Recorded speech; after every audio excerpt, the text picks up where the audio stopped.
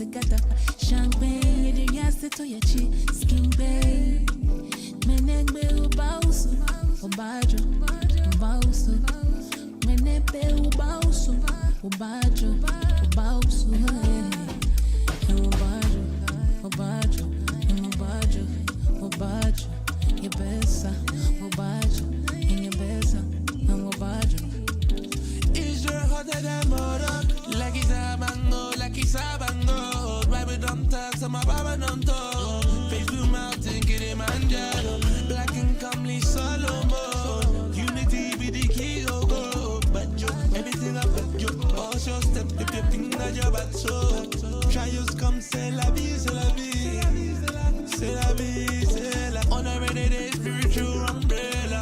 Love your melanin, Nutella. C'est la vie, oh papa. I will continue, oh Jaja, so I will continue, yet to fall in love, oh. Prophesy till we all go home. Love you never, so we gotta hold on. Bless it, so we gotta move on. Know the truth, so we preach God hope. Till then, everybody back. We know they think too tough, can't pay, we just come together. Champagne, you just to your cheek, skin bay. Menegbe ubausu, ubajo, ubausu. Menegbe ubausu, ubajo, ubausu. Ubajo, ubajo, ubajo, ubajo. Yebesa, ubajo, yebesa, ubajo. Gotta keep it low. Baba me know what to. Goodbye, let me low. Bad man me know what to. So me watch my company. Say you watch your company. Go watch your that. Who next the wheel? Don't slip, don't let that get in. Don't let the enemy get close to you.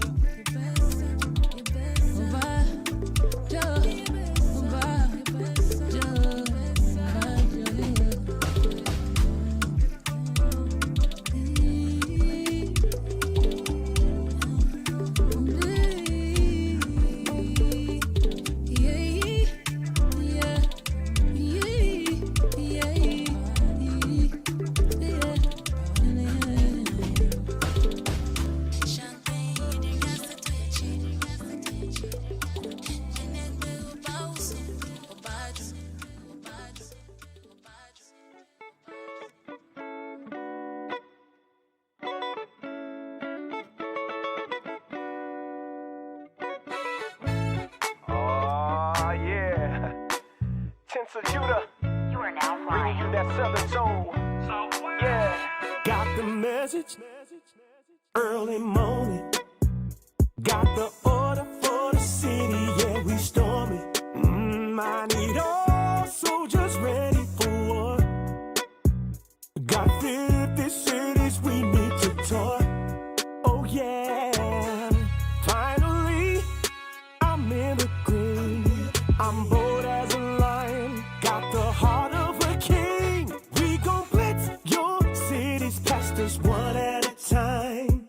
Robbing our people, taking offering and tithes. Don't pack your bags and try to run out of town, cause we gon' blitz your city's pastors one at a time. Don't need no room, gon' turn and burn. I shine my boots, my purple earned. Off to the next city, who's all gonna roll with me? On gas, I got 50, I got my Bible with me. Finally, I'm in the green. I'm bold as a lion, got the heart of a king. We gon' blitz your city's pastors one at a time.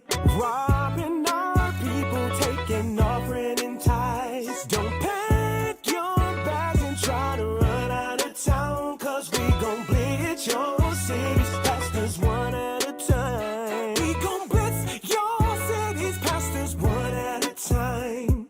Robbing our people, taking offering and tithes. Don't pack your bags and try to run, cause we gon' blitz your city's pastors one at a time.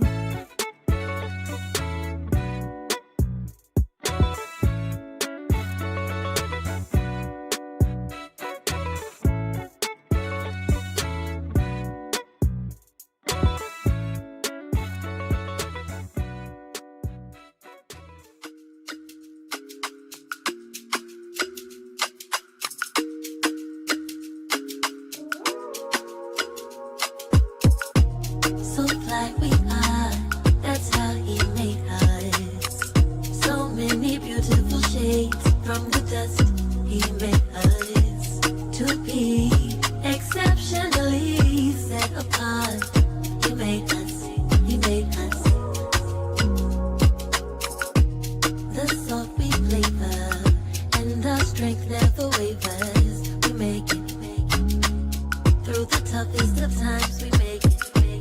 Through poverty, run down in the streets, we make it, we make it. Don't give up, you know times will get harder. They have no love, they have no love for us.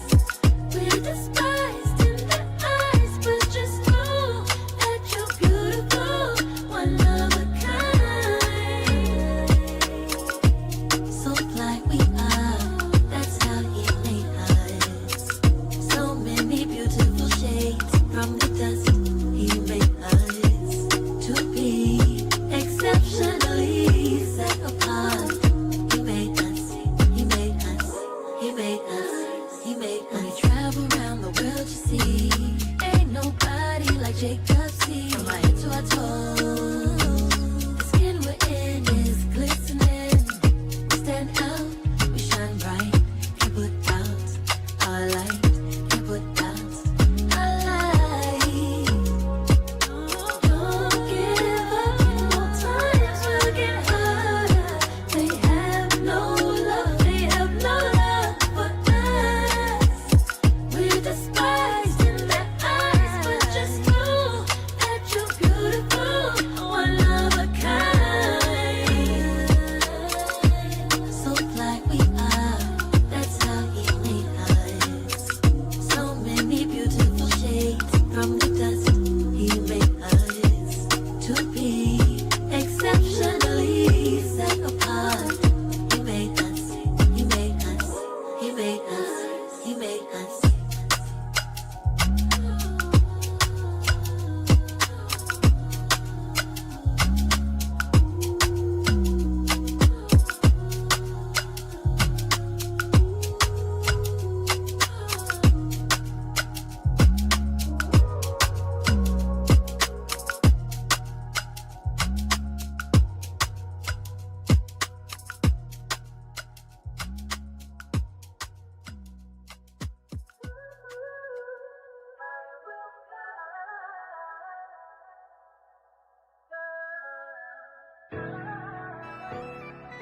Ladies and gentlemen, may I have your attention, please, as we go through the following safety instructions.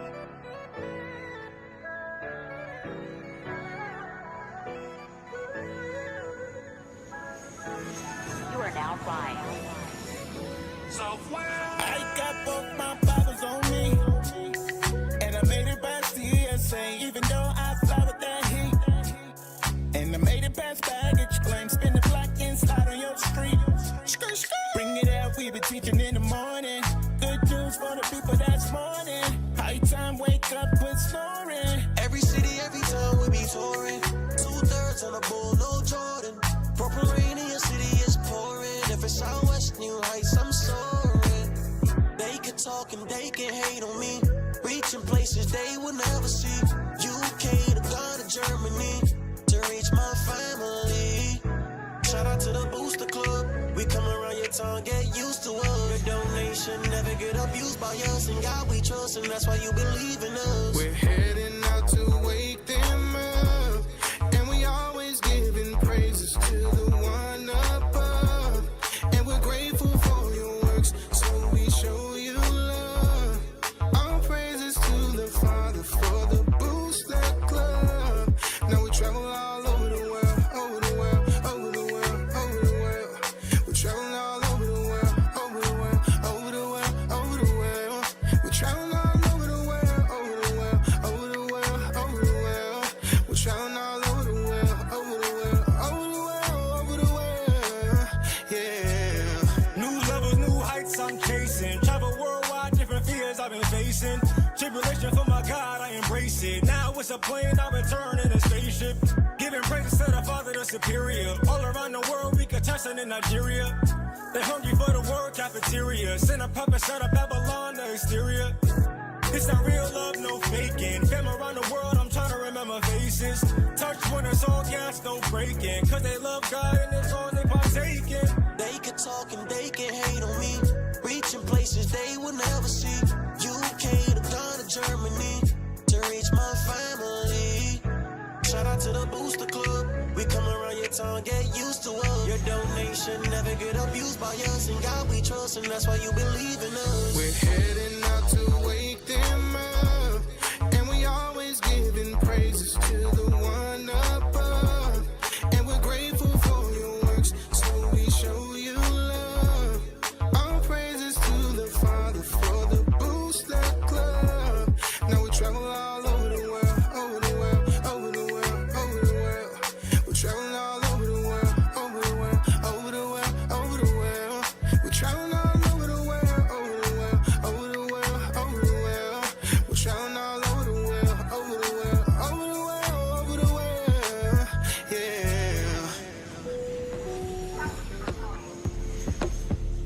I got the power. Come on. And the whole world in my hand. You don't want none of this. Power. My hand is warm. It's nappy as hell. And that's my power.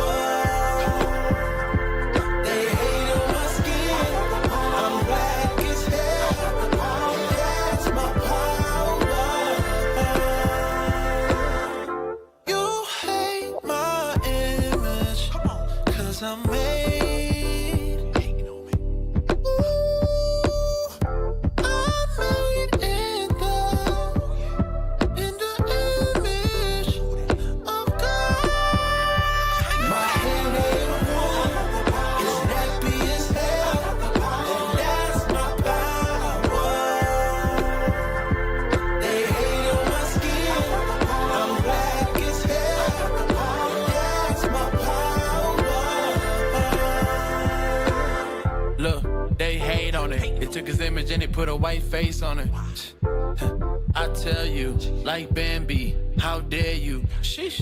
We was made from the soil, but we not soil. We was made from the dirt, but we not dirt. They whitewashed the greatest image they had to. If I got cancer from the sun, I'd be mad too. I wear my melanin, I ain't got any tattoos. No ink on me, no markers. I'm light skinned, but shit, I wish I was darker. This time I'm doing it right with no author. Keep pushing, go harder. Yeah, keep pushing, get smarter. Like, I got it. Rest in peace to Mohammed. Rest in peace to your Christian church. That body's filled with embalming. I know that they gon' hate on me, but I'm just speaking Ebonics. Yeah, your church I cannot sit through. Leave me alone. I love myself and my big nose and my nappy ass head that a comb can't get through. My hand is warm. It's nappy as hell. And that's my power. They hate on my skin. I'm black as hell. And that's my power. Hey, from even to even, spend holy days away from the heathen. I need a break, I don't need a reason. I need a script, I don't need your grievance. Keep it to yourself, it's better for my health. Leave it on the shelf, ain't hearing nothing else. Tonight and tonight, knowing the price. Pay it off with my life, till it's out with your lights. Do it all for the Christ, and he ain't playing nice. Knew the end from the start. Fix your face like it's art. The sons of a simp, call him Bart. Yeah, you did your best, played your part. But now it's time to cut you to the heart. Flex on occasion. It's the strangeness of the salvation. You see it, believe it, amazing. Them chariots coming invasion, since the creation. War, mine, Lord, bless the general. Greatest nation, eat them unequivocal. Bombs dropping, buddy, cause it's biblical. Start shit, now it's time to finish. Whoa. Said he won't vote, he looking for smoke. So, we give him some more. We want the world, we breaking them down. Taking the kingdom, can't wait for the crown. We want the world, we breaking them down. Taking the kingdom, can't wait for the crown. It's the end of the world. And the beginning of ours. It's the end of the world. And the beginning of ours. It's the end of the world. And the beginning of ours. We want the world, we breaking them down. Taking the kingdom, can't wait for the crown. It's the end of the world. I can't wait for our kingdom to start and for them. It's that time again. Yeah. Ya es la hora. You know, power hour. Ponle atención, class is in session. Tune in for an hour, maybe more, that's a blessing. Learn from the captains and the leadership. Flee from religion, cause them churches never teaching shit. Everything you learn for your benefit. Line upon line is a requisite. Never take a deficit, yeah. That mean you take a loss if you stray from the way. You get the understanding if you study every day. Apply what you learn and bless when you pray. There's one interpretation, man, it's say what it say. Ya viene el tiempo, entra para el templo. Aprende del maestro con talento. La Biblia es el centro, usando a Israel como instrumento. No te pierdas en doctrina como viento. Estudia y ora y aplica. Tiempo para Dios, ven, hace una cita. Escritura dinamita, morenos y hispanos israelitas. Oye cómo explica Israel unido en Cristo para la vida, nunca se divida. Tune in, it's the power hour. Learn your family history, don't be a coward. Yeah. Tune in, it's the power hour. I said learn your family history, don't be a coward. Your history to learn, it's the power hour. The 11th hour. Tune in to your history, you know it ain't no mystery. Power hour. The 11th hour. You gonna get your history, 11th hour. Power hour. Yeah, now you rockin' with the deacon while you waiting on the weekend. From the tribe of Ephraim, but don't call them Puerto Rican. That's a byword, those ain't names, it's God-given. Fighting from oppression to saving all guys, chilling, giving light to the people. Don't let the devil beat you when you have at your disposal all these leaders that can teach you how to fight fornication, eat in moderation, correcting all these marriages and self-examination. All these different topics getting covered plus a lot more. You probably sleeping if you thinking this is not war. All these different topics getting covered plus a lot more. Just tune in and we gon' tell you what to watch for. Yeah, the power hour. You know, it's the power hour. Yeah, the power hour. Yeah. Hey, shalom, shalom. I don't hear myself. I don't hear but you. well. I don't hear you. All right. Shalom, shalom. Welcome to the Power Out. Can you turn me up? A little bit. First day back and I already got... It's like the music was mad loud and then... All right, let me do that over. Hold on. Shalom, shalom. Welcome to the Power Hour Plus. I'm Deacon Joshua. I am Officer Job. All praises. I'm Officer Asher. Officer Ruvain. They were so quick. They were supposed to like... They should have paused on each of y'all real quick so that they could see the Royal Range. Right. Claude, have mercy. What's I going think on? they missed it. Uh-oh. I know. Maybe they're perplexed to see you. You know? Wait, It's like a Haley's coming. Yeah, maybe they're Haley's just like, coming. you know, oh, Deke's back. Make sure this is. I mean, you know how IT be, man. IT got a weird spirit on, so they're probably looking at you. They're probably it's been about a month. Cause how long you been gone, Deke? Brother Store, you kicked me off the show. Damn. They thought Never something that. They thought something Yeah, like, what happened happened to over Deke? here. Never that. Oh, it's this Shoot. nigga again. And they tuned off.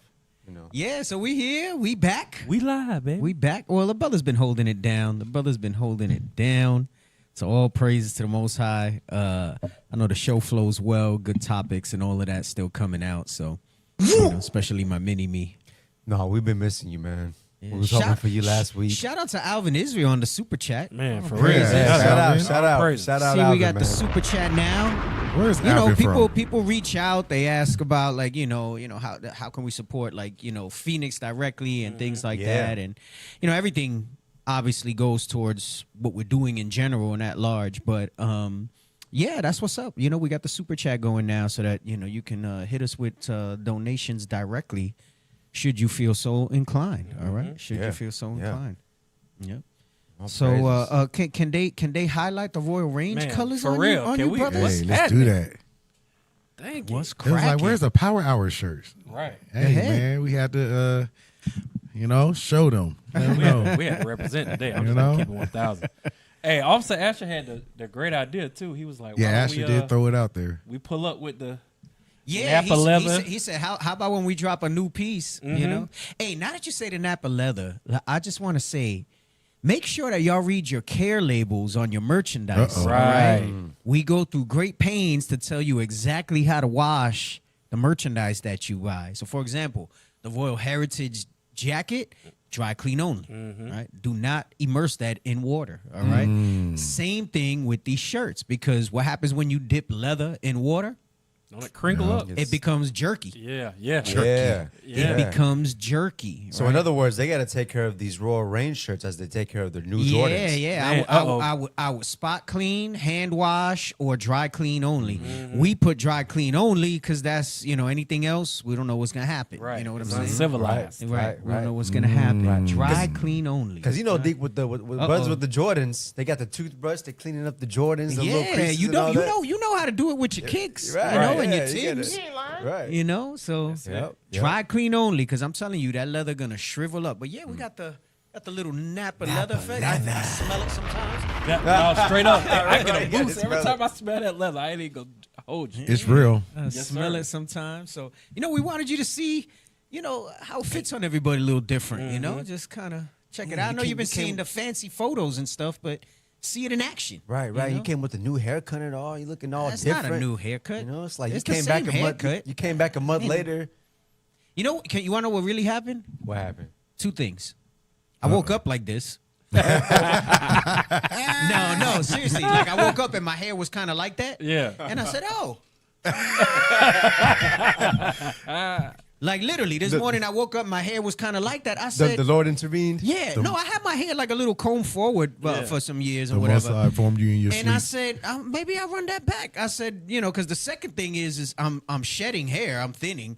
So I said, I don't know how much more I got to go trying hairstyles out. So let me try some stuff out before I do the Job. Trust me, I know, Deke. Dang it. I said, damn, riding we saw a balding lion today online.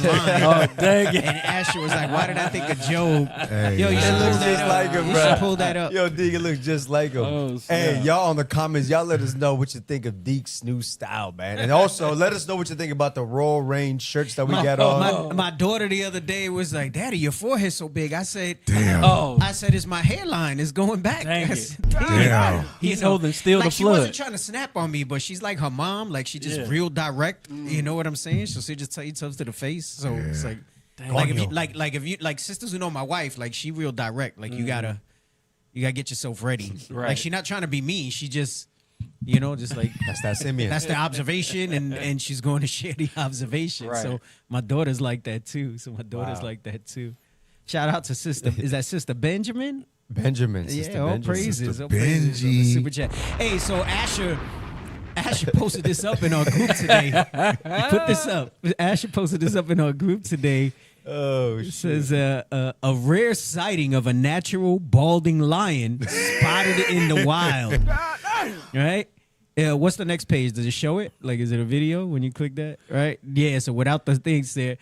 And then he said, "Why did I think of my brother Job?" Hey, man. And now you got to show Job when I say that. Put the lion and Job side by side. At least it's a lion. Well, Tribe of Judah, baby. Right. And you Judah, right? Judah. And look, that's your lion, Right. bro. And that's me. That's your spirit animal. That looked like the Lord spirit animal, held bro. still the flood on his hairline. Look at the lion's countenance. Look at this cow. I was gonna say that he looking like he ain't trying to have none of that. Yeah. So I'm headed for that. Dang it! You walking into it? I think so, man. I'm fighting it.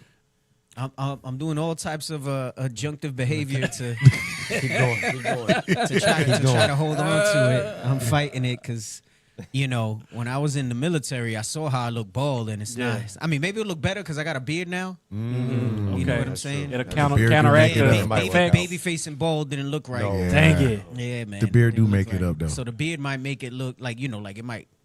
Give it a little oomph. Right. Then I'm gonna have to put sunblock on my head. And, Damn. I know Captain Kemuel was like, "Yo," he was like, "I'm from Florida, and the sun be blazing over there." He said, "My whole head got sunburned out here in Phoenix." I said, "Why are you surprised? People think black people don't get burned or tanned. Like, you know what I'm saying? You get, take a little more, but Right. yeah, you get, hook it up. Yeah, indigenous, no, Yeah, indigenous. no, that's real. I came back. I was cut. Right. Y'all should have seen Mijo though. He looked like you remember Leatherface? Oh, the snap. Texas Yeah. Chainsaw Massacre. Yeah. That's how. Him and Oh, Tobias. Tobias looks like a Tobias look tomato. like Tobias like an always Edomite that got Real burnt. bad. And then he won't put sunblock on for nothing. He say Forget Wait, it. is that pride? I don't get it. I don't Man, know, the pride bro. of thine heart. Listen. No, this was Miho. Oh snap! Miho, Nah, man, I'm gonna tell you. You know who else won't use sunblock for nothing? And then he's like peeling halfway through the trip. Officer Issachar, Carolinas. damn. Oh damn. He'll be on the trip. you're He'll be out right, there. you're right. Oh, and my then so first he'll get like mad bright, and then he'll darken up, but then it starts peeling, and he up there teaching, and he's peeling all over the place. I'm like, Remember, D, when we did that 2 week in Peru? That's when that happened. We was outside all day. that's when I first noticed it, and then I started to see it like more often. We started calling him Leatherface. Damn. Remember? Dang it. You remember? Yeah, listen. Use the sunblock. It's not even just because you want the blocking of it's the ultraviolet rays of the sun. All right, like it's the way the whole ozone is jacked up with Esau's stuff and what they do. That thing just. You ever see like I'll give you an example. Like if you leave something out in the sun, let's say in your yard, and after like 3 months, it's like all faded and stuff like that. Now imagine what's happening to your skin, regardless of the melanin. You know what I'm saying? Like you gotta consider that. So like if you don't want to be old and crinkly later in life, and moisturize. Keep it moist. Yeah. Moisturize. Oh, wow, radiation. Yeah. It damages the DNA inside you. So even though you might not get red or whatever, It's right? cooking you from the inside out. Yeah, it breaks and alters the genetic code, causing cells to mutate and grow uncontrollably. Oh, wow. Who is that? Dan? You see, I don't know. The chat look weird, and I can't see the whole name. Daniel Israel. Shout out for the super chat. Mine looks condensed, like squished. Oh, are you on the that Doom top? That's guy. why. Yeah, I'm I'm on the looking at it on laptop. the phone. Yeah. So Doom guy gave us. Yeah. He put some money in there. You gotta be mindful. It's not just for light skin people. So, but especially if you light skin, like why are you trying to fight it? You know. I know Tobias stayed lobster red. He's Lobster cursed. red. Stayed lobster red. It's like, I was he's scared. I freshly was scared dipped. when I saw him last, the last Commanders program because he was very red, but then I just saw his blue eyes. He was just looking Man, at me. I was scared. It's like that Beaming Home on Alone guy. Is where there a he has difference the between the red. suntan and sunblock lotion? Yeah, because like suntan lotion usually is like 30 SPF or less. Like there sometimes it'll be like 15 or 20 or whatever. But That's not Home Alone. yeah, that really don't filter too much out. Like it's supposed to be just enough that you get a little. I don't know. I get it. We all like the tanning thing or whatever, but you basically kind of browning yourself. Yeah. Let me go brown myself. You know, you brown the meat. Yeah. Yeah. Let me go brown myself a little bit. Is that like searing? It's like searing. Dang, Yeah, going you want to sear let me go yourself, sear myself. The hell is this? Yeah, I'm steering myself. Oh yeah, Officer Issachar's great brother. All praises. He said he's a stern and kind person. Yeah, you found him stern. He's definitely kind. I don't know about stern, The stern part, yeah.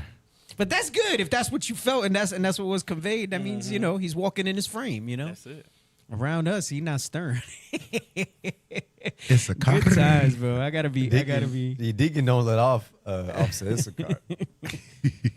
Hey, shout out to Darren Crockett. You're right. You might not burn. You might not. I don't know. Captain Kemuel burned on his head a little bit. All right.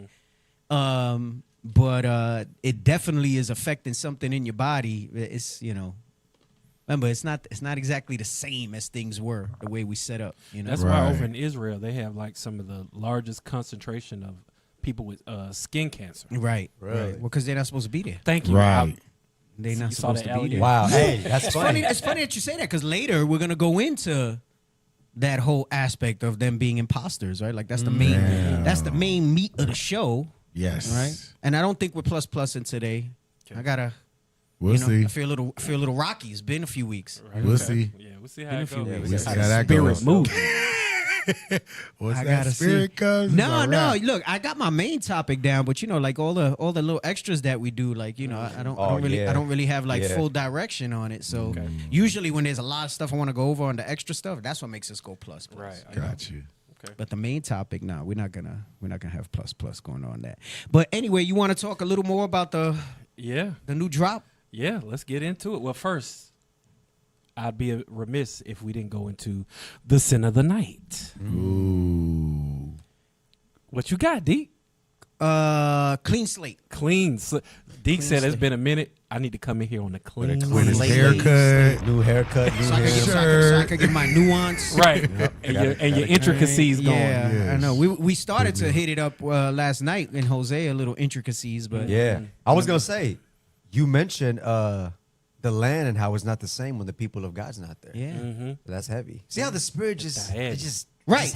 I was talking about how like because Hosea 4 talks about the land mourneth and you know the creatures, the fish, the sea. Right. And I was telling him like that goes with Romans 8 and 19, you know, on down because sin affects the whole earth. Because of sin, the earth's not in the way that it's supposed to be. That's part of the way that the foundations are out of course also. Yeah, that's heavy. Yeah, everything changed when Adam sinned. Claw hammers. Yep. Everything changed when Adam sinned. But Officer Yob, what's the sin of the night?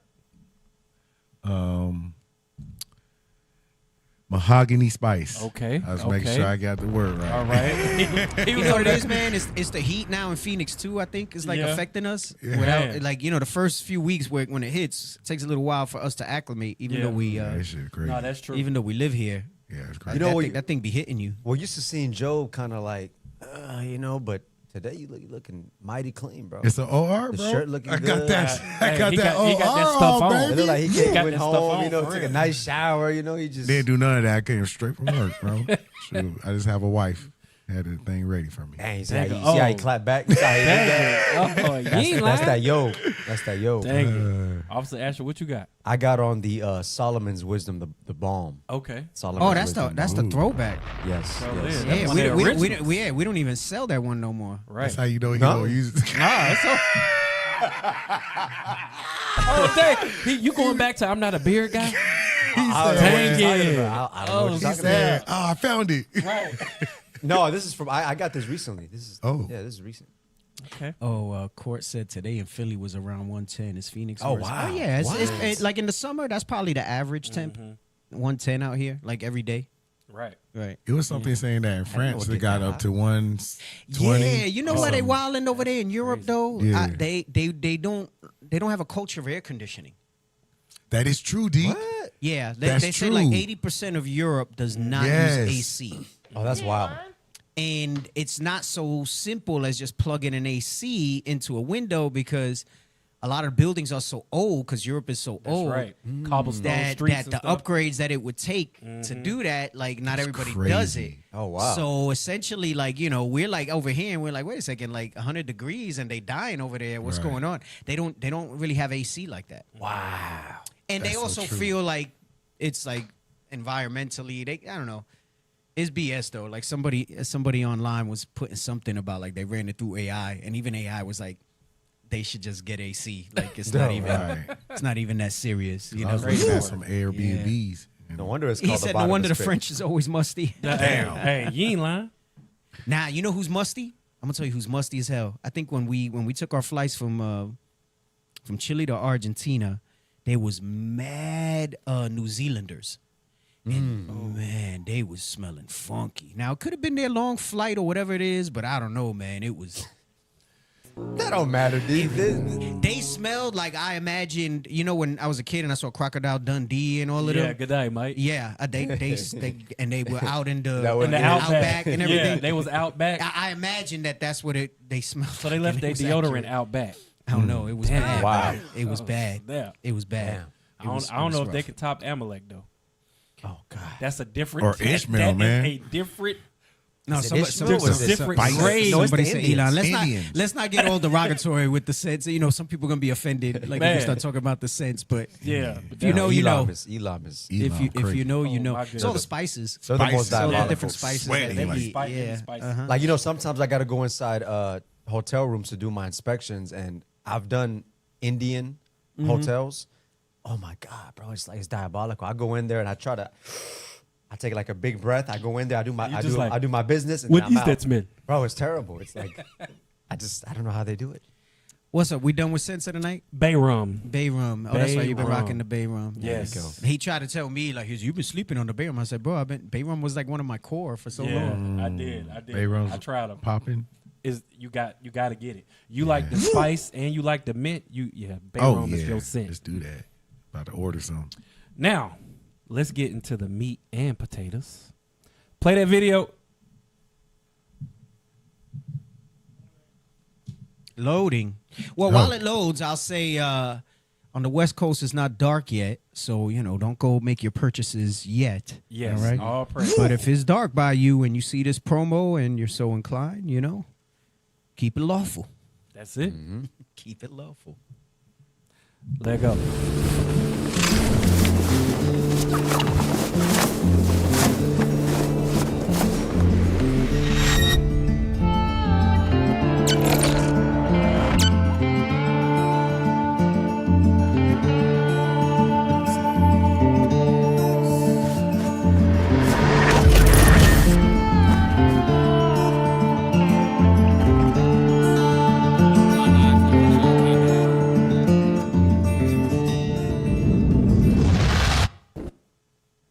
Oh, crazy. Hey, if you was feeling that commercial, give us fire emojis in the chat. You know they're going to feel it. I don't get the flying shirts. I thought it was cool, man. It's different, D. It looks nice. I just don't get. I don't get the flying shirt. Well, New generation. Think, are the shirts not fly? They are fly. You know what? Damn it. Okay, all right. Oh, but that wasn't snap. what he was thinking when he wanted to push it. I can walk. I can walk that angle and say the shirts is fly, so they flying.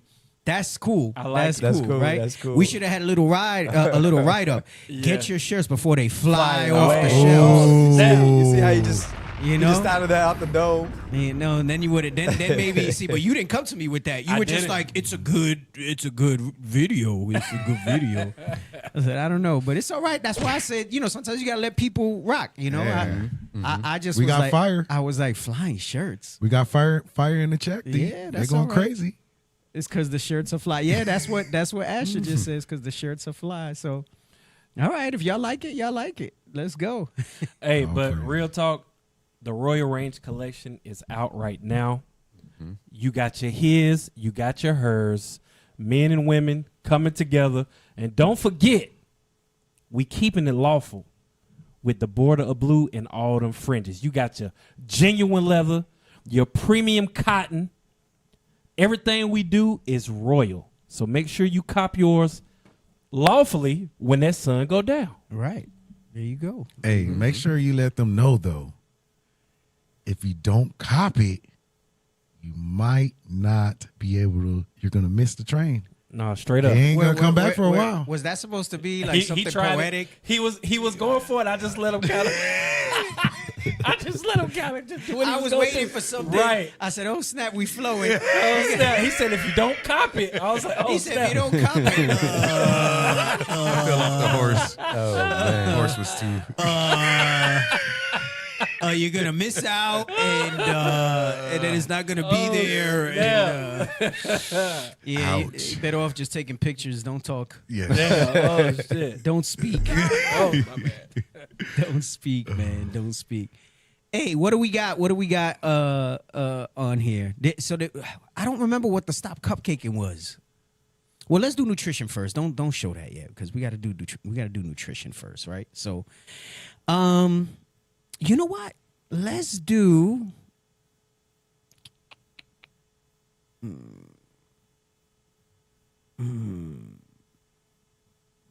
Oh yeah, let's do the poor health parenting. Let's do that, because I think there was also an article, right, that I got. Yeah, let's talk about that. Listen, I've made this statement before. I'm gonna tell you something. First we're gonna make it funny about it. Then I'm gonna show you something serious. I've said this before. As a parent, you control what your children eat, right? Because you're the one that does the shopping. You're the one that sets the rules and everything in the house, right? Okay. If your child is overweight, if your kid is fat, I think that's tantamount to child abuse, because you're setting them up for a lifetime, and you're starting them early of issues, right, in their body. Okay. We gonna make a little joke about it with the video, because I always talk about y'all salads. Y'all be on this. Let me make sure I'm eating this type of food, and it's not this and it's not that, and then y'all still fat, overweight. All your blood work's all crazy, you know. I'm not eating anything with seed without seeds and seedless grapes and this and that. Meanwhile, everything else is all. I don't do seedless watermelon. Meanwhile, you all jacked up. Because I'm not saying that some of those things aren't important, like food selection and stuff like that. To a point, it is. But then you're missing all the more important stuff that more meaningfully moves stuff, right? So let's watch how black people make their salads first, and then you wonder why you ain't healthy. And I'm gonna show you the little clip in the article that I found. Go ahead. So what we got up in here? Okay, we need that. We need that bacon. Okay, perfect. Because I'm gonna need about 3 of them. 1, 3, about 2 in there. Now, matter of fact, might as well put 3. Man, you got a pan? I put some bacon in. Don't forget something. The chicken tender, brand new bottle of $1,000. Thank God. Might as well throw some Doritos on the farm, man. My bacon, my chicken. Ease up. Kyle, what you in here doing? What do you look like? I'm making a salad. What is all this extra on the salad? Didn't I tell you I was on a diet? Bacon. Go ahead. Why is you worried about what I'm doing? All right, Bacon, cheese. Croutons.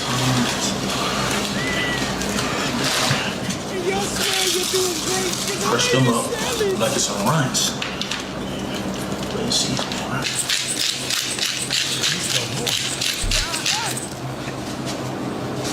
That bitch bad. God damn, that bitch bad. Talking about something you ain't gonna eat healthy. Shit, who ain't? This is a salad, ain't it? That's it. That's a salad right there. Might as well get some water with it. Hey, you got some water flavor? Right. Damn. Oh, have mercy.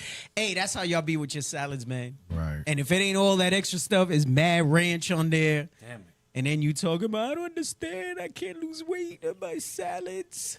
My salads. This is how it's set up. No. Y'all gotta focus on what matters, right? And it's a calorie deficit above all. It's a calorie deficit. Then you could go into food makeup, but as long as you're in a deficit in how you do it, right? And then of course the exercise and everything else.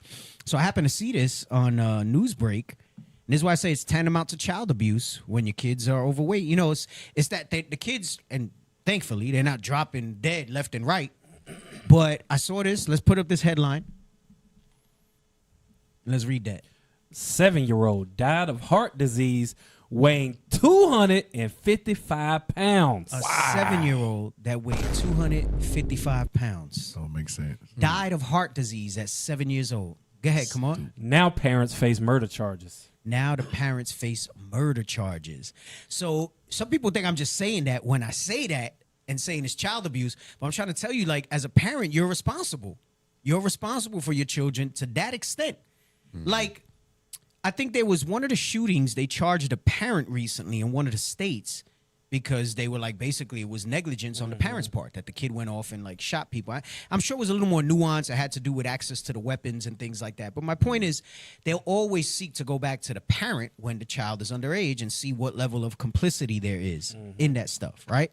Go ahead, let's read a little bit about this. Casper O'Brien mainly ate a diet of potato chips and fries, the deputy medical examiner said. Right. Wow. So listen, and on the flip side, they might not be fat, but they could be malnourished too, right? Because you're letting them just eat whatever they want. But you have to make an effort for them to eat nourishing foods, right? Go ahead, come on. Need to know. A 7-year-old boy who weighed 255 pounds died of heart disease in November 2025, police say. The child, Casper O'Brien, did not go to school and had only been to the doctor once, authorities allege. Now stop. Let me stop there. The state will try to charge you if you were negligent in medical care for the child too. So y'all got to be mindful of that too, that you at least take them for like annual physicals. I know a lot. I'm telling you, I know a lot of our people are negligent on these things because you don't even go for yourself to the doctors and things like that. You have to go and get them checked out because if they have something and they say that as a reasonable, because they every time they do that, they say, what would a reasonable adult do or a reasonable parent do? And a reasonable parent's going to take them. You got to stop doing the model of taking them in only when they're sick. You want to go ahead of time and kind of just stay on top of certain aspects and make sure that things are all right. If anything, at the very least, it shows a track record of you being a consistent, responsible parent, taking your kids, because we know things happen. Kids get sick and different types of things happen. But I think we got to get to a point where we got to stop with this demonizing all medicines and all medical, right? There is a time. Let's get that about the physician. There's a time when he's needful, where there's a time when there's success in his hands, right? Yeah, and the laws are different everywhere, so you got to be mindful of that. But my point is, here's another example. Some of you have, like, let's say, chronic high blood pressure, right, or chronic high cholesterol. And you won't want to take the medicine that's going to help you lower those things. Clearly, and I get it. Maybe you don't want to take the medicine right away because you're like, I want to try to do this on my own, right? And see if I can move the marker with healthy diet and exercise and things like that. And that's fair. But there's a time where you got to realize if that's not working and you're not moving it the way you need to move it, right? Then you need to get on the medication. Right. Of course, informed, educate yourself, check it out, because you have the metabolic syndrome that happens. We've gone over that on the show. And you wind up putting yourself in a position where you exasperate the condition worse, right? And then you wind up being overweight. You wind up being hypertensive, like high blood pressure. And then there's just a cascade of effects that happen. We got to stop that culture of ignoring those things and not taking. And it's a personal choice. I'm not telling you go take it at all costs. But this whole aversion that we have is like, I get it. And you say, well, look at the history, look at the things that they've done and this and that. And I get lick in Puerto Rico. They did sterilization. They did cancer experiments on the people. So it's not just exclusive to so-called African Americans, right? We know that they did the same thing to Northern Kingdom as well. But you can't use it as an excuse in modern times to not responsibly. And what I mean is educate yourself enough that when you go to these physicians and you go and you deal with that stuff, you're not just letting them do whatever to you. You understand the process. You ask the questions. You want to know how things work and why this procedure needs to be done, this, that, and the other, right? Where you at? Bring that out. The book of Sirach, chapter 38, verse 12. Then give place to the physician, for the Lord hath created him. Let him not go from thee, for thou hast need of him. Verse 13. There is a time when in their hands there is good.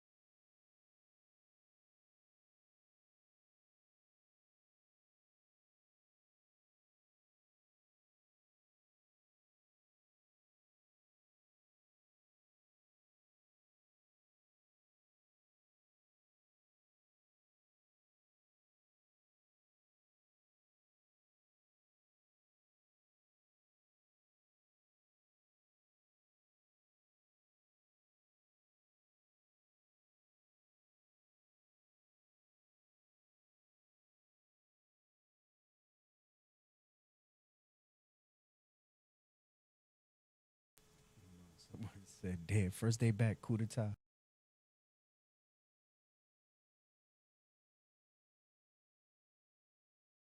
All right, can y'all hear us now? Can y'all hear us now? Give a little yes, why, whatever. There we go. All right, all praises. Okay, all right. We good. All right, let's go back. Let's read the scripture again. Actually, start at verse 1. The book of Sirach, chapter 38, verse 1. Honor a physician with the honor due unto him, for the uses which ye may have of him. For the Lord hath created him. Right. So you have to understand now in these last days, this is what we have. And us as leaders in these positions, we got to be very careful what we tell people medically. You can feel very strongly or opposed to something, but if it's not sin, we got to be careful that we're not pushing you in it. Like my personal choices and how I manage things, that's me.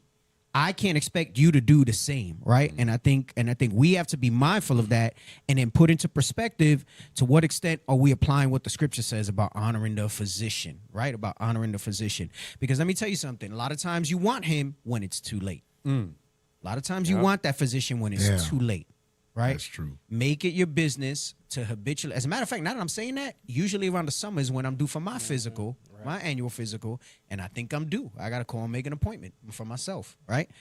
So it says, honor him with the honor that's due unto him for the uses that you have of him, right? So meaning there's a time when you're going to need something. Maybe not for every little thing you got to run to the doctor, you know? There's some people who like are overboard, everything's to the doctor. But sometimes you got to go and you got to get checked out, right? That's what they specialize in. Now, let me show you something else about medications. Jump to verse 4. Verse 4. The Lord hath created medicines out of the earth, and he that is wise will not abhor them. Right. So you have to understand something. And yes, I'm going to give you two perspectives. In that time, there was no big pharmaceutical companies where they could synthesize the drugs. And what I mean by synthesize is that they weren't getting the chemistry and then fabricating it, right? They would get the different medicines, but there were apothecaries, which were like the pharmacists, and they knew that if you mix this and this. But what you have to realize is that when Esau comes up with their medicines, they generally don't pull them from thin air, right? And I say Esau, but you know, a lot of times not Esau. Sometimes our people that are scientists researching this stuff, and they discover these things, right? And you know how it is. You know, Esau likes to take credit for a lot of things that we do. So we can't automatically say, well, it's Esau and their medicines. Yes, the whole system is run by them, but there's individual scientists that are people that are brilliant, and they come up with these type of things. And what you have to realize, I'm going to use one as for an example, a statin, right? A statin. You might not be familiar with what a statin is. A statin is the frontline drug that they use. They have others now to treat high cholesterol, right? And what it does is it works by inhibiting, I think, cholesterol production in your liver, so that way the LDL cholesterol, it's more complex. There's a lot of sensors in your liver and stuff like that. Long story short, it basically helps to lower that bad cholesterol because it minimizes the load that's circulating in your blood.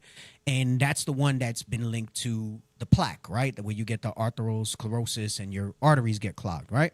Now, they first discovered the active ingredient in statins in red yeast rice extract.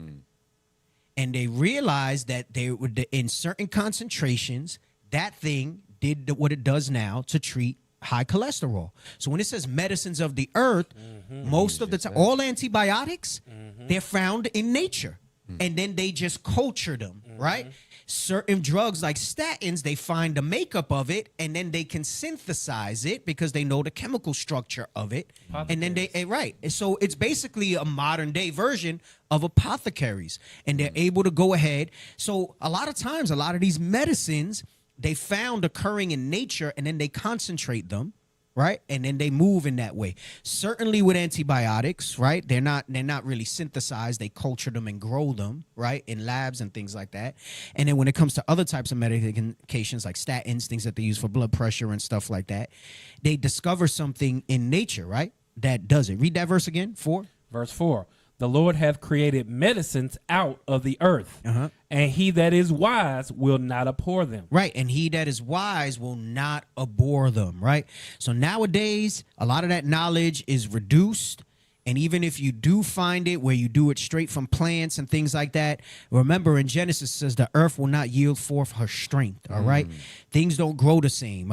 There's a scripture where it talks about like the size of grapes or something like that. Like, it's huge. Right. So, and then you look at a little grape now that you pick up with your fingers, right? Yeah. I think it's just something like it took two men to carry a vine. To carry the vine and all of that, right? That's wild. So you have to understand that even if you were, and I'm not saying that there's no value in those things, but a lot of times those are things that you should have been doing from the foundation before you got sick, and they don't hit as hard, and you're going to need that other stuff.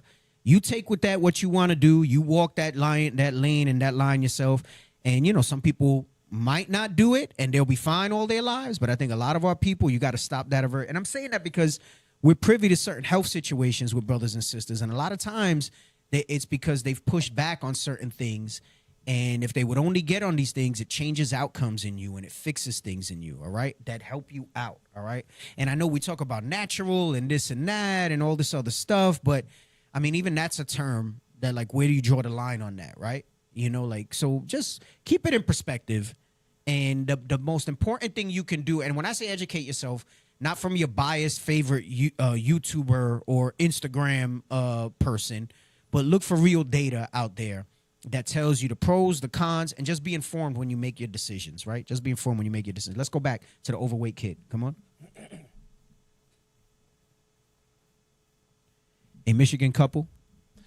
A Michigan couple is facing murder charges after their 7-year-old son died of heart disease, weighing more than 250 pounds, authorities allege. On June 24th, Jessica O'Brien, 41, and Damian O'Brien, 40, of Flint Township, were arrested and charged with second-degree murder, torture, and 3 counts of second-degree child abuse in connection with the 2025 death of their son, Casper O'Brien, according to online court records. Right. So hold on one second. I just we're going to go back to the article. I just saw Lava's comment, and she says her father had stage 4 colon cancer by the time he found out. But if he would have just got checked years before, they might have found it. They might have found it sooner, right? So this is what I'm saying. We have this aversion, and let me tell you where we have it the biggest, and it's nasty. Dentists too. We don't go to dentists. Your mouths are jacked up. Your breath stink. They ain't know about a toothpaste, mouthwash, oil pulling, whatever. They don't talk about that no more, the oil pulling, because they realize that it's BS. It don't do nothing, right? A lot of those bacteria, they're oleophobic. Meaning the oil just rubs. They're not attaching to the oil and getting the bacteria out, right? And you guys have all these different methods that you're using, and all it is just bacteria building up in your mouth, right? And there's so many diseases, heart disease and mental diseases that are associated with bad mouth buildup. We got an officer here that I told him he needs to take it serious and go. I've seen his jibs. I see the plaque buildup and all of that stuff like that. You're like, yeah, I gotta go check it out. Y'all running around, just think like, and bro, it's horrible. It's just horrible. And you know, obviously, I had worked in that field for a while. I went back to school for it and stuff like that. So very actively, and you know, I have like a working background and understanding of that. Y'all gotta take care of yourselves. That's all I'm saying. I've seen too many brothers and sisters, and it's heartbreaking. We know it's all of the Lord, and at the end of the day, but there's instructions that the Most High gives us.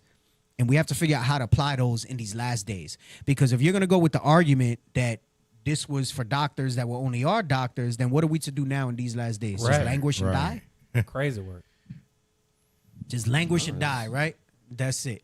Like, it don't make sense, right? So we know that the Lord puts things in front of us. There's choices that we got to make. Is it sin? Is it not sin? And then you deal, after that level of sin and not sin, what's expedient and what's not expedient, right? And that's how you measure things. So, and then don't try to put that stuff on other people if you roll in that way, you know? Just be mindful of those type of things. All right, go ahead. Come on. The felony complaint obtained by People alleges that at the time of his death, the child was immobile because his parents failed to provide him with proper nutrition, failed to take him to the doctor for treatment, even though the family had health insurance, failed to provide an exercise regimen to help him, and failed to provide a safe and clean environment for him. So those are all the charges that they're accusing him of. As a parent, these are the things you got to provide. So when I say your child being overweight, right, or malnourished is tantamount to child abuse, it's your responsibility to make an effort to nourish them and take care of them. Go ahead, come on. This was a sad and horrific case involving the wanton and willful neglect by 2 parents for the care, welfare, and medical needs of their son. All right, so you can scratch that, right? So, and this is America. This was in Michigan, right? That showed up. All right, let's see what else we got. What else we got? Anything else on health?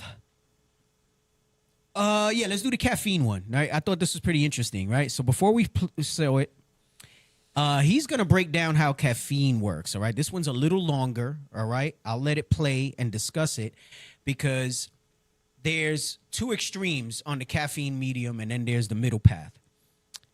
The two extremes that I see is now you have this rise of people that are against the caffeine and against the coffee, and they're saying how it jacks you up, because you got influencers who said, I can't say the same thing as everybody else. I got to say something different. And now I found my niche where I could talk about this stuff and people are going to eat it up. And then you have the other people who, because caffeine does have an upper limit that you should use. Then you have the other people that they just live on it.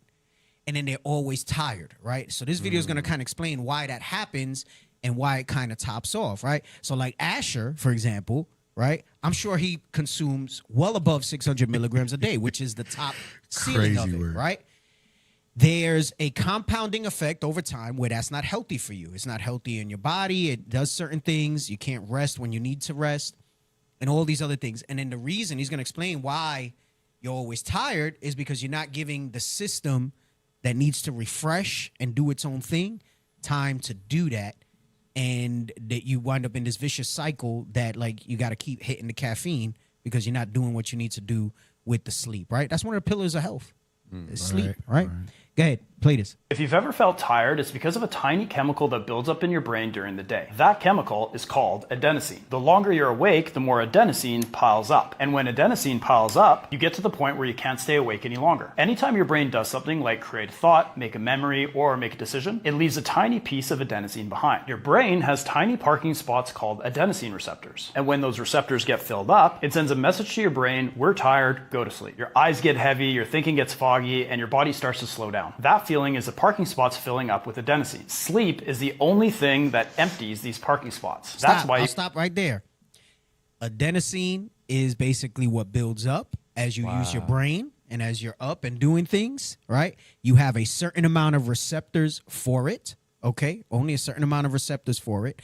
Once those receptors start getting full, you get sleepy. The only way to clear it is to actually sleep. Right? If not, the stuff lingers there and you're in a constant state of tiredness. Okay? Go ahead. Come on. You wake up feeling fresh. But when you drink caffeine, it steals those spots from adenosine. That's because caffeine has almost the exact same shape as adenosine. So when you drink coffee, the caffeine races to your brain and steals those spots. But caffeine doesn't send the we're tired signal. It just sits there blocking the spots. So caffeine doesn't actually give you energy. It just hides the fact that you're tired. The adenosine is still there, still piling up. It just has nowhere to park. So but stop. There's some people who say I can drink coffee at night and it doesn't affect me. Right. I can still sleep. But it's not restful sleep, right? It doesn't give you energy. It just takes the spot of the adenosine. So now the adenosine can't come in there to give you the signal. And then this is where you'll be able to close your eyes and sleep, but you're not going to be able to go through the proper waves of REM sleep and deep sleep that you need to actually be restored. So while you're sleeping, it's not the sleep that's going to be restorative so that it can clear the adenosine, right? Go ahead, come on. Here's the problem. Caffeine doesn't last forever. After about 5 hours, half of it is gone. And the moment those parking spots open back up, every piece of adenosine that was waiting floods in at once. So if you've ever felt a crash around 1 to 2 p.m., you felt that way because your morning coffee wore off and the adenosine piled up and crashed your energy all at once. If you drink too much caffeine, two more things go wrong. Your brain notices that the parking spots keep getting blocked, so it builds more spots. Now the same cup of coffee blocks a smaller percentage of those spots. So you need more caffeine to get the same feeling. That's why people that drink coffee every day stop feeling the effects. And caffeine stays in your body for hours. So if you drink coffee at 3 p.m., half of it is still in your system at 8 p.m. Even when you fall asleep, the caffeine keeps blocking those parking spots. So your sleep doesn't clear out as much adenosine as it should. You wake up tired, so you drink more coffee, so you sleep worse, and the cycle repeats. So here's what actually works. The right amount of caffeine is under 400 milligrams a day, and never more than 200 milligrams at once. That's about 2 cups of coffee total, 1 cup at a time. The right time to drink it is about 90 minutes after you wake up. That's because when you first wake up, your body releases its own wake-up signal, a chemical called cortisol. If you add caffeine on top of that, you're stacking 2 stimulants and you're going to crash harder later on. So wait 90 minutes and the coffee works how it's actually supposed to. And the last cup of the day should be before 2 p.m. After that, you're trading tomorrow's sleep for today's alertness. When you drink caffeine the right way, here's what's actually happening inside of you. Caffeine blocks just enough parking spots to take the edge off the tiredness. Your brain speeds up a little, you get a small adrenaline lift, and dopamine makes the work feel rewarding. And because you stopped early enough, the spots clear out before bedtime. So your sleep wipes the slate clean. That's the whole loop. Tired feeling is adenosine parking. Caffeine blocks the parking. Your crash is the parking flood. Tolerance means more parking spots. Bad sleep is a full parking lot in the morning, so drink it small, drink it 90 minutes after waking, stop before 2 p.m., and follow me for Bodybuilding Made Simple. If you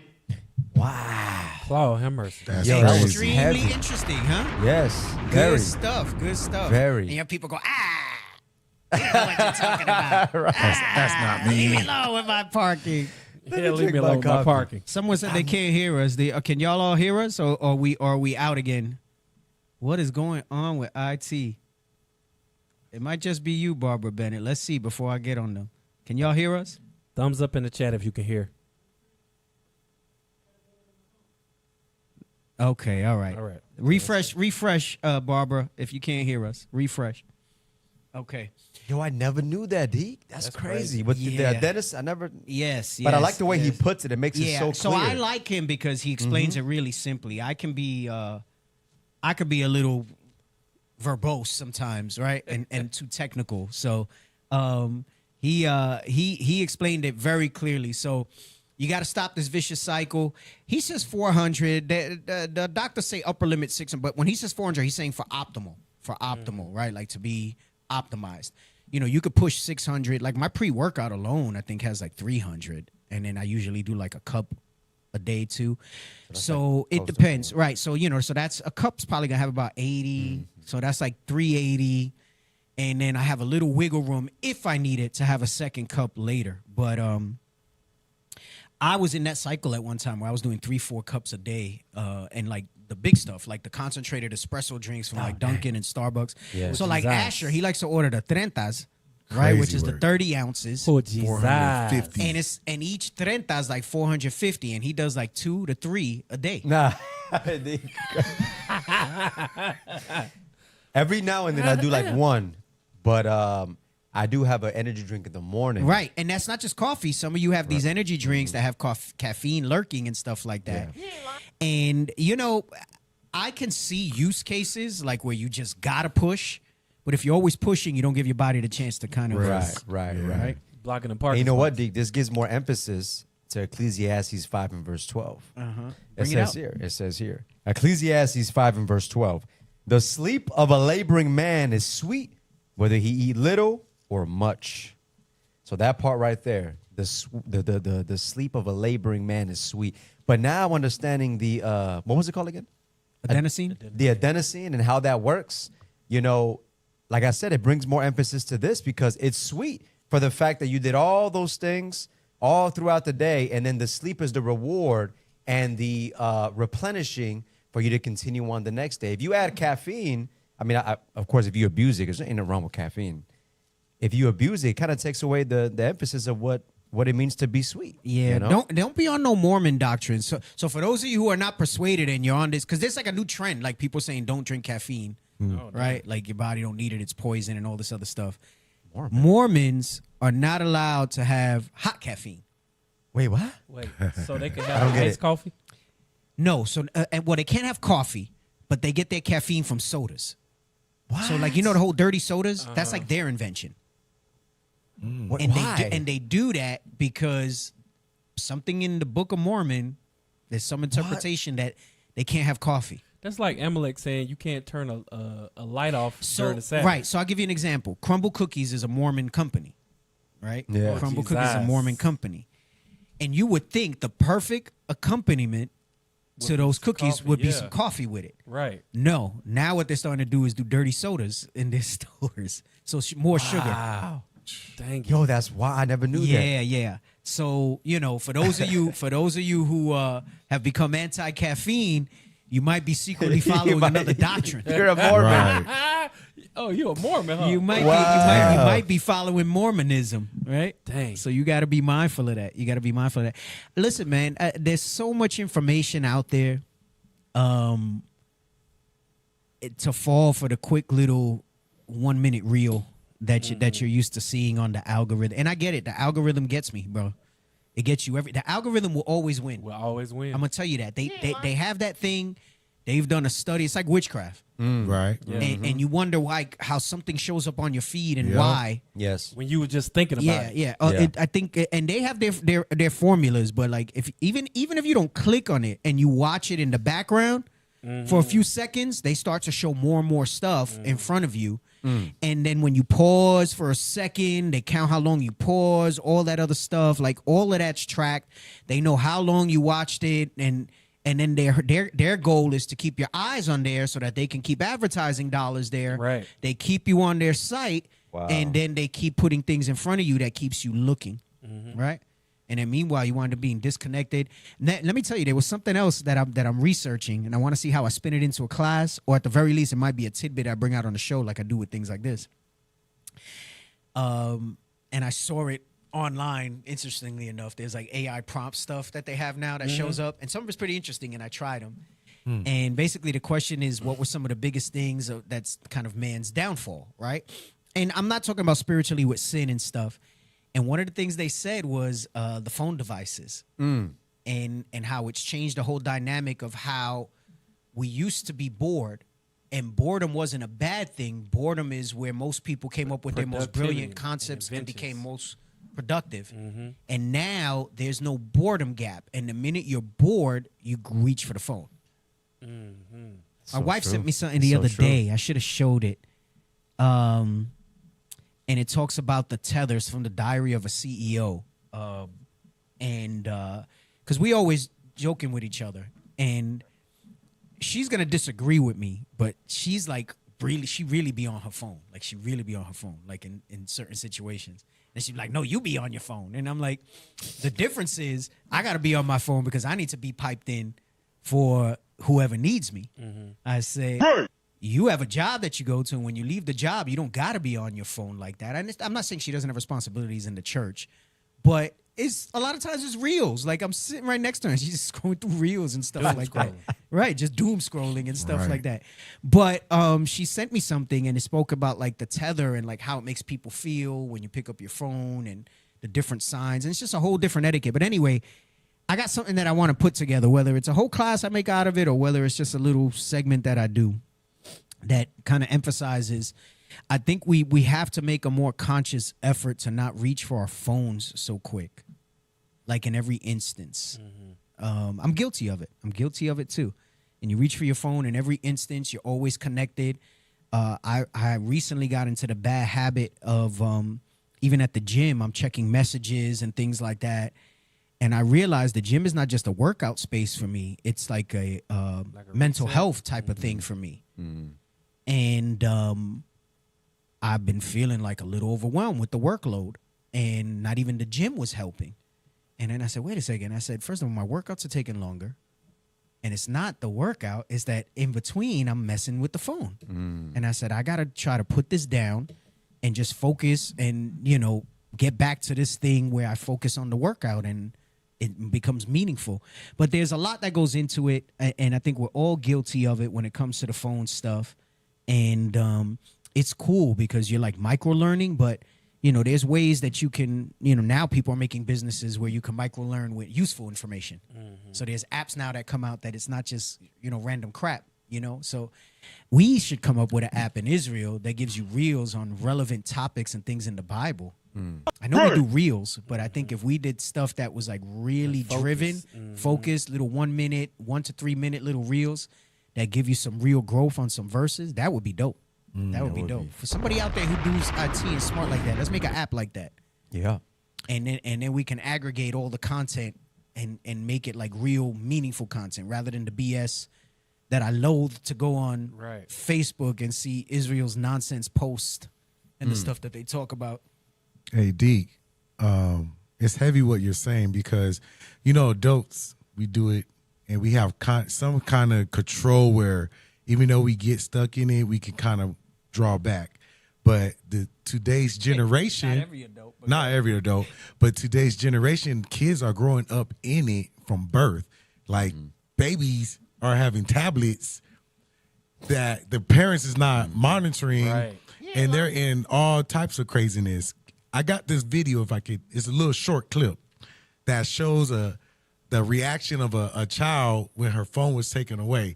And I'm touching it because to show the psyche part of it as young kids already getting that seed planting in them where they can't shake it because they don't know better. Right. This is something that they grew up with. Are you able to play that real quick? Oh, shit. All right, let's get Never Proverbs mind. 29:18 while you do it. And then I'm going to have to skip my marriage clips today because it's already an hour in, and I didn't want to plus today. Let's get Proverbs 29:18 real quick before you show the video. He said 1 minute, and then he puts it up. But I already called for my scripture. Get this. And this is why it's so important that we are intentional with what we consume. Right.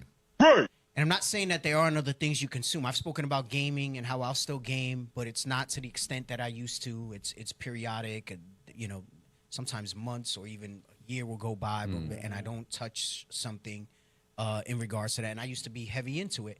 But even when it comes to the phone and the way we're glued to our devices, you know, like it's to the point where like a lot of my news is even consumed on like Facebook, you know, and I don't want to fool myself.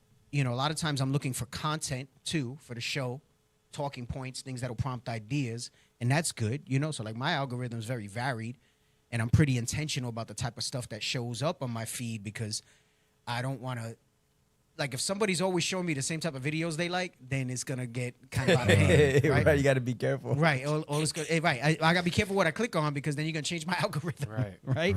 So I gotta be mindful of that. But you got to look at the reality of it too. And a lot of times we find ourselves in social situations and we're on the phone, right? And we should really kind of be engaged with each other, right? And you don't realize how you're doing things. You know, I spoke about the neuroplasticity when I went over my Sabbath class that I did, and you know what you feed yourself. And we kind of got to be mindful of that and be more intentional when we're present with each other. You know, it's an interesting dynamic. It's very compelling. If you think about it, you have the world's knowledge at your fingertips. Notice I said the world's, right? It's like a supercomputer in your hand. And I can see how that can be alluring. And then the short form video content just took it to another level. Right. Your attention span like a goldfish. No, you might not even be able to enjoy a whole movie or a whole show or you know, dinner or sit through a whole lecture or something like that. Your mind starts to drift because you're itching to scroll through some stuff. Dopamine hit. Facts. And that's what it is. It triggers short-term dopamine hit, lets it refresh and all that stuff. Let's get this Proverbs 29:18 because I want to give another side to this. Go ahead, come on. The book of Proverbs, chapter 29, verse 18. Where there is no vision, the people perish. Right. So I know we use this. We use it, and the first half is mostly what we use in this verse, and we use it a lot. And we talk about it mainly from the vision that's painted in the scripture, and then the vision that's painted by leadership and the efforts and things that we do. But we have to paint our own visions for our lives, for ourselves, what we want to grow in, where we lack, right? What forms and shapes our minds and our thought processes and things like that. The things that you put importance on that might not be so important, the things that you put emphasis on that don't need the emphasis. And a lot of times a vision is always being painted. So it's not really talking about where there's no vision. There's always a vision. It's just what is that vision built on? Is it built on the nonsense of the interest of your reels? Is it built on something more principled and the things that you look at and you read? You know, it's not even just reels. Like Newsbreak got me too. Like, you know, they'll look at an article and then they start giving you headlines that they know that you click on and that you touch on and how much time you spend on an article and things like that. And it just, damn, it got you all. And that, you could say, well, that's news. How is that bad? That can help you with, like, stay in tune. And I'm not saying it's bad. I'm saying it's that you have to be more aware and control what you're consuming. Right. And what you're feeding yourself and what you put in your eyes and all that stuff, right? Because it's going to put you in a frame of mind where, depending on what it is, and if it's not an established vision that's productive and helpful, you're going to wind up in a position where it's not going to be beneficial to you, your relationships, or any of the things that's going on. It gets problematic, you know? And then people get hip to that, and then they just realize, I'm not even going to bother anymore. You know, you might bring it up a few times, you might say something, and then you realize, like, hey, let me stop, you know? And I don't think there's anything wrong with bringing it to somebody's attention, but then people get defensive. You be like, hey, you know, I'm right here in front of you, like, and you're on the phone, and they're like, You know, like Crazy. Yeah. Hey, can you just put your phone down Right? for a It's second? like, Yeah. it's like Lord of the Rings, the Precious. Right. My precious. Oh shit. Straight up. So I'm making it a point where I want to try to make, and I know it's not gonna happen all at once, a stronger effort to be more intentional with what I consume and what I look at and what I absorb and all of that stuff. And at the times that I do it, I'm trying to be better at the times that I do it and be more mindful. Right.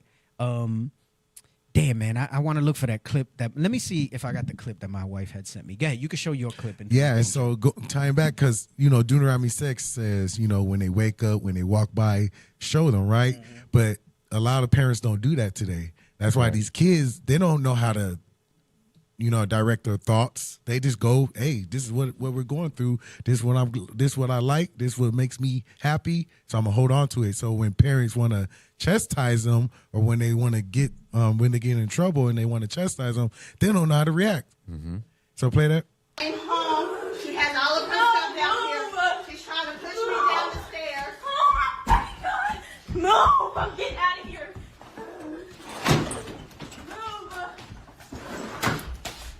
I'm not gonna let you help me. Somebody help me! Somebody help me! The police are on their way. No! Elena, you can have your phone and your tablet back. I just want you to calm down, baby.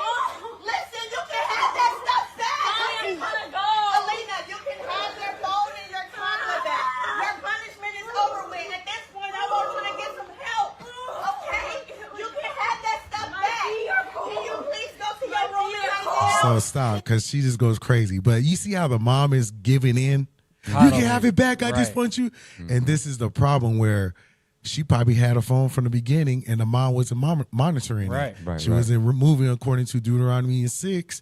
Now when she want to take her phone because she did something crazy, the kid, this is the only way she know how to react. Right. She got accustomed to the pipe. Right. So to speak. That's a great way of putting it. You know? Hey, you know what's funny is I was listening to Deacon Malachi's class that he did for New Moon. And he mentioned in 2 Corinthians 2, it talks about we are not ignorant of Satan's devices. And we know that's talking about schemes or whatever. We're not ignorant of his ways, of how he utilizes people and different things. Mm-hmm. But on the other hand, we shouldn't be ignorant of his devices. Right. Think about it. The things that is set up, the things that are made, we know the white man, Satan, has his hand in it. This is a device. We can't be ignorant of that. That's like when the scripture says, use this word, but not abusing it. You know? Yeah. You got to think about it in that regard. Damn. And I've mentioned this before. There's a show called Evil. Mm-hmm. And great show. I gotta watch that one now. There was one episode where it's a great concept. And, you know, it's BS, it's fluff, like it's with Satan with horns and all that. But the premise of the show was really interesting because I've said this before. There's an atheist who believes in science only. He's the science guy. Mm-hmm. There's a psychologist who believes that, you know, most things that we experience are not supernatural but psychologically driven. Mm-hmm. The other guy believes there's always a scientific reason. And then there's a priest that it believes in the spiritual aspect of things and that there's demons and angels and all of that. And what's interesting is that all of that's pretty much true. Right. If you're in this truth and you understand, all of that can be true at any given moment. Right? We know that there's angels and demons. We know that there's spiritual things, but there's also scientific things, which can be witchcraft. Mm-hmm. And we know that sometimes it's people stuff in their heads, right? And how they're moving, which still goes back to spirits, but there's a psychological piece to it. Anyway, there was one episode that dealt with like algorithms, and they were seeing if there was like an algorithm that was possessed, like making people kill and stuff like that. So, you know, kind of like when they used to talk about records backwards or Satan's words and stuff like that. It was kind of driven. It was kind of driven by that. But let me show this clip that my wife has sent me about the phone thing, and it says it's killing your connection. And then I'm gonna go into the main topic because, like I said, I don't want to be here till 10:30 tonight. So let's see. This string is going to represent the connection between the two of us. So I give you the end of it. It's tight. It's very tight. And if I look at you in the eye and I say, Stephen, how's it going, man? It's going good, yeah. Yeah? Do you find that some of the biggest struggles you had yesterday was mostly with business or personal, or tell me something with business? struggles with business yesterday. Oh, go ahead. Okay, so you're on your phone now, and the connection has been reduced. Yeah, so I just pulled out my phone, and now I'm looking. And what did you feel in the line? I felt like the tightness went loose. Yeah, it went slack. Right, but that's the physical. Emotionally, how did that feel? It felt disrespectful. Yeah. Now let's put it taut again, and I'm talking to you, and I say, so what are you looking forward to this weekend? I'm looking forward to. No, go ahead. And this is me just trying. It's still tight. Don't worry. I still am connected to you. No, don't worry about it. I'm right here. Go ahead. Yeah. Exactly. You see how all of a sudden you wanted to let go now? Yeah. Yeah. For anybody listening, so we both had it tight. I look at my phone while still holding it tight, where I'm saying, no, I'm listening. Go right ahead. And all of a sudden, you are the one that let go of the line. Yeah. But let's say you and I were having lunch, and I'm talking like this to you, and I put my phone right here. Do you feel a difference? Yeah, I do, yeah. Do you feel I'm more connected or less connected? Less connected. Yeah, and if I'm amongst priorities, not the priority. Do you feel any different if I flip it over? Yes, I do. And my face it's down? Yes, I do. Now, it's a signal. Of? That you think this is more important and you don't want to be distracted. Imagine, what would you feel like if you got together with a friend and you just said, hey, where's your phone? He said, oh, I just left it in the car. I just wanted to sit with you. Yeah, it's incredible. Does anybody do that? No. No. What's the strength of the connection? Because we've all been that person, like we just showed with the string, where they get out their phone while you're talking and they're like, yeah, right, go ahead. And you go, I don't want this. Yeah. You let go because it's like, this isn't real connection. So if you want to be a better communicator, you have to understand the definition of true connection. It's keeping it taut. Wow. That's some heavy stuff right there. Heavy. Heavy. So my wife sends it to me, and then I was like, is she sending it to me because of me, or is she realizing she does this too? Right. Right. And I don't think I ever commented back to her. I saw it, but I didn't comment back. So, if you're awake when we get home, we'll have a little talk about this tonight, hon. All right. Yo, I never got to speak with you about this thing. That was so heavy. I was locked in. Yeah. It's pretty profound, right? It's pretty profound. Because I grew up at the dinner table with no phones. If we even think about it, it's they got speakeasies. You've heard of the speakeasies, right? Where no phones are allowed in for that particular reason. Yeah. Wow. We got to do better. We got to do better. Yeah. We got to do better at connection with each other, things that are more meaningful. And then you wonder why we can't grow bonds, can't grow relationships and things like that. Like we got to be more mindful of that stuff. And I know that some of us have a certain need, right? Could be business, could be whatever, you're on call, different things like that. But even within that, there's levels, right? Because he said, look, phone is down instead of in my hand. Flipped over, right? Right. I mean, the biggest is like it's out of sight, right? But he gave you kind of three options where you could still kind of maintain connection, right? And go from there. Yeah, that was heavy. Yeah, pretty profound. So see, hon, I didn't say nothing, and you thought I didn't look at it, but I looked at it. All right, I look at your reels. Just sometimes I don't always comment. That's how my wife is. Because that's the other thing. Did you look at my reel? Yeah. Did you? I'm sending you reels, and you're looking at. You look at my reel, right? Wife. And that's how you can gauge like the engagement in the relationship too. Because like when she's mad at me, she don't send me a lot of reels, if any. And then when she starts sending me a bunch of reels, I know that she's kind of over it. Yeah. Yep. Crazy work. That's hilarious. Crazy work. Hey, before I get into the main talk, I'm gonna step away for a second. Y'all talk. Facts. Yo, that video was heavy. That Man. was heavy. I wanted to get a scripture real quick based off of what Officer Job had posted. Let me get 1 Corinthians 15:33 real quick. The book of 1 Corinthians chapter 15 and verse 33. I don't know if y'all saw that. We were looking at that sister was possessed by a devil. Right. Like a lunatic spirit. Yeah. Go ahead, read that. Absolutely. 1 Corinthians 15 and verse 33. Be not deceived. Evil communications corrupt good manners. Now, I got a question for y'all. Do y'all think that the way that sister was acting happened overnight, or does that look like behavior that happened over a series of time? Maybe even when she was like a young child. No, yeah, that was definitely a series of time. Yeah, it goes back to that Deuteronomy 6 I was saying. That's exactly right. Yeah, and the thing is, this first part where it says "be not deceived," I think we look over that a lot because I'm just scrolling on my phone, or you just got a kid on his tablet. I remember I saw a video. It was like a what do you call it, a surveillance video or whatever, camera. A little kid was tapping on his tablet, and another kid came over and was kind of messing with it, and he pushed him out the way. Right? He said, "No, just like leave me alone." The kid came over, started tapping on his tablet again, and the little brother just started hauling off on him like over a tablet. And you know what's crazy? Those devices separate the unity of kids. Think about it, because not a lot of kids can afford it. Right. So when that kid that can afford it wants to go play with the kid that has it, but the kid's so used to being by himself, he's like, "Yo, get away from me." Right. But if the tablet was never in the premises, they will play just on GP because they don't have nothing else to look at. That's you know true. What I'm saying? That's true. So that goes even deep. It's that heavy. Yeah, that's heavy. Yeah, that is heavy. Heavy.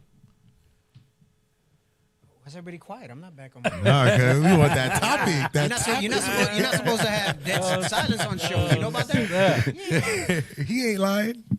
So, what were your thoughts on that? I was asking. My thoughts was that 2 Corinthians 2:11. I brought it up earlier, but I wanna read it now. Like I said, I was listening to his class, and the way that he brought it out was different. Mm-hmm. The book of 2 Corinthians, chapter 2, verse 11. Lest Satan should get an advantage of us. Now we know in the context is going into forgiving thy brother. If you don't forgive him, Satan's going to utilize that to, spread illness, infirmity in the body. But look at what he says here. It says, lest Satan should get an advantage of us. So we know Satan utilizes souls as well as he utilizes the things around us. Deke brought it out earlier. The things of this world, if we abuse it, it could be used against us. So it says, lest Satan should get an advantage of us. Go ahead. For we are not ignorant. We are not ignorant of his devices. We got to be aware of how Satan utilizes people, utilizes devices, utilizes technology, utilizes social media, and we got to make sure that we're guarded. But as he says there, we can't be ignorant of his devices. When you read in Ephesians chapter 2, it talks about that he is the prince of the power of the air. And when you look at that spiritually, he has a level and a say-so in regards to the things that are being pushed in the airwaves. You understand? So it's a lot that goes with that. So I thought that video was heavy that Deke brought out. I was looking at it because I noticed that, I noticed that at work, here it's like if you're on your phone, you're looking at it. At that point, as I'm perceiving that, I'll pause and I'll lay back until they finish what they're doing on their phone. You understand? Right. If it's somebody I know they're not doing it in a form of disrespect, but I'm cognizant of that. Okay, you on your phone? I'll talk to you when you're not on your phone. That way I know that we're, being heard or we're having a solid conversation. Right. Hold on. I'm trying to go ahead. Y'all keep talking. I'm trying to get my notes situated. I kind of threw them together here. I want to see if I want to start with the video or if I want to start with just my talking points. So, and when you think about it too, like I mentioned earlier, back in the days at the dinner table, there's no such thing as, matter of fact, it was all about us connecting at the table as a family. Mm-hmm. And over the years, these devices that they brought out, at the end of the day, it's all designed to destroy our communities when you really think about it. But from then to nowadays, it's like you're at a table. If you don't have your phone out, you're considered weird. It's like straight up. If you don't have your phone out, you're gonna be sitting there just twirling your thumbs. And then you're forced to take your phone out so you won't feel like outcast. You know what I'm saying? So it's crazy where it's at now. Yeah, real different, very different times, very different environment. I think we got to be more mindful of some of those things, and it's just it's something definitely to meditate on and see how we can kind of do better collectively. Right. And how we deal with those type of things. So, so the main topic, let's go. It's called the sign upon their seed. We're gonna talk about can DNA prove who Israelites are? Right? We're gonna talk about can DNA prove. Now, I had wrote something up about this, man, like maybe more than a year ago, and I don't know. I think it was this video popped up in my algorithm that we're gonna show some clips on. And I said, I should run that back. I said, especially now in the current environment where Amalek, fake Israeli, claiming they're Israelites, have really showed their behind. You know, like the whole world's kind of seeing where they at, and how they move in and everything like that. Yep. Right. And, you know, it got me thinking, right? So here you have this debate and, you know, people try to talk about, well, you use DNA to determine if you're Jewish or not, right?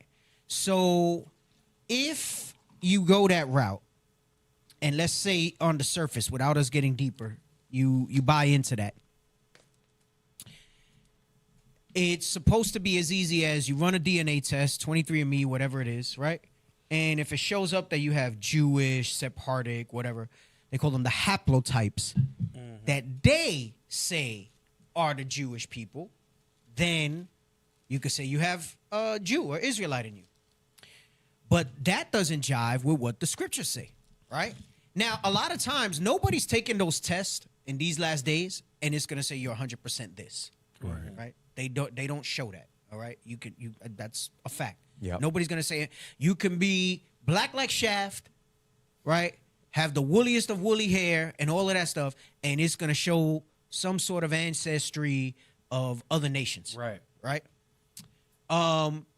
Obviously, there's percentages of it, and likewise more than others will show up. But what you have to understand is that those modern variations, and when I get into the technical side of it later, are based on something that can never fully go into what I call source DNA, right? They're using the DNA and they're saying this is the DNA that the world accepts and identifies of Jewish people. So this is the standard and the benchmark that we're using. Yeah. So if somebody tries to come to you and say, well, your DNA doesn't show that. Well, great. If it doesn't have any of that, then because I know that I'm not them, right? Right. So you have to remember what the Bible says about Israel. If Israel was scattered among all nations, right? It says we're swallowed up amongst the Gentiles, right? And all the genealogical records were essentially kind of lost, right? I mean, there's no clear, there's things you can look, you can infer. I think Deacon Isaac did a class a while ago about King David's DNA still being out here and stuff like that. But for the most part, it's gone. How could God's people then be identified in the last days, right? Through DNA or through historical records, right? Because people want to look for, right? Or through signs that God said would remain upon their seed forever. So God's standard. God's standard is what matters. God's standard is what matters as we deal with this, right? So show the video from the beginning. I know you have your clips that you put out, but we'll go from the beginning to the end of your first clip, and then we'll stop, all right? So just remember where because I know you had it on 108 up to a certain point. We'll watch it from the beginning up to 108, all right? Okay, so you heard it from the leading geneticist himself. He just stated to you, we don't have DNA from the Israelites of the Bible, so there's no way we can actually prove it to you, but you better treat us like we are the Israelites of the Bible. He's saying, right, and we're going to see clips of the speaker, that the speaker himself identifies there is no DNA of the Israelites of the Bible that they have preserved. And when I get into the technical aspect, you're going to find out that DNA doesn't survive past the 5th or 7th generation of an individual anyway. So they would not be able to find the DNA. The Lord set this thing up. Man, from the beginning. That's crazy. And I'm not going to get too much on the philosophical, what I call the philosophical ass musing on how God did it this way and that way and all of that. I want to keep it narrow because it's already late. And I want to get through this portion in my verses. But there's no Israelite DNA that you can find.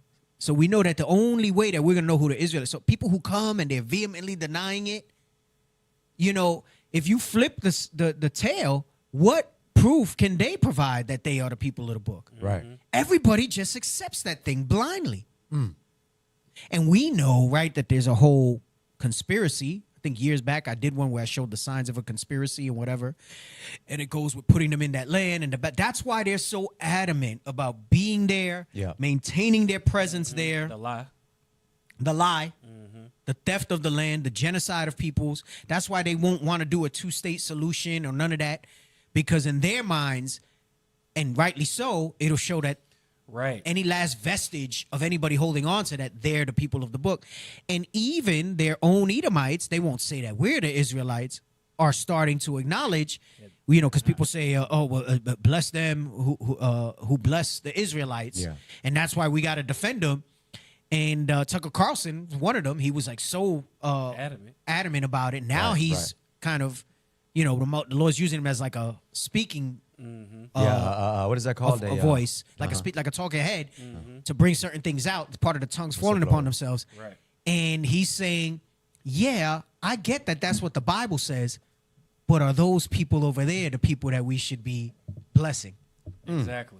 And that's the question that he's posing. And then their defense to maintain that is that they're going to say this is anti-Semitism, right? Anti-Semitism. Shout out to Zacchaeus in the super chat. All praises for the donation. All right, sir. Okay. Keep an eye on the super chat. Give him a little. That's it. That's okay. Right? I'll praise it. So there's no source DNA. Go ahead. Come on. Like we are the Israelites of the Bible. Like we are the Israelites of the Bible. Let's dive in. Let's look at that Skoreki clip together, because he is the one that tells you the truth that they can't prove they're the Israelites of the Bible. Now, why would he tell the truth about that? Well, the truth is scientists, there's a lot of other scientists who can look at the exact same data, and it can force you to tell the truth on things like genetics, because genetics is publicly available. It's not that difficult actually to understand genetic science. You know, for example, physics is actually more difficult than genetics. So genetics is easier to grasp, and they know that they can't just blatantly come out and say, well, we're the Israelites of the Bible, because there are other potentials for being Israelites that make a stronger case than the Ashkenazi. That's what we're going to look at. Okay, let's take a look at this clip. My name is Colonel Skoretsky. So stop 1 second. You guys stop, because I don't notice you guys scrubbed it for the stopping points. So just stop when we're at the point where you say we should stop. All right. Go ahead. Physician, nephrologist, or kidney specialist. Okay. I'm director of medical and research development at the Rambam Healthcare Campus in Haifa, and a professor in medicine and head of the laboratory of molecular medicine at the Technion, Israel Institute of Technology. Perfect. And what is your connection to studies in Jewish genetics? I've been doing research in population genetics of populations of interest around the world, especially related to kidney disease, but also Jewish history genetics for about 20 years. Oh, interesting. Okay. So the question is, are the Jewish people of today directly related to the Israelites of the Bible? Damn, stop. You see that long ass pause? Right. How do I want to go? How do I want to direct this? Right. Man. Needle scratch. Yeah. Right. Yeah. And then he smirked. Yep. Because he knows the real answer. So now he's going to try to tiptoe But he's around got to be it. careful. Right. Well, right, because he could wind up dead. Yeah. That part. Real quick. Go ahead, come on. We don't have DNA from Israelites of the Bible, so there's no way to provide a direct answer to your question. It may be that someday, actually in the near future, because there are researchers working on this, on what's called truly ancient DNA, that is to say, obtaining DNA from the remains of peoples who are no longer with us, but their skeletons or the remains buried in sites in the contemporary state of Israel and surrounding region, and that those DNA sequences one day can and probably will be compared with those of many people around the world, including contemporary Jews. But there isn't a direct published answer to that question at the moment. Okay, fair enough.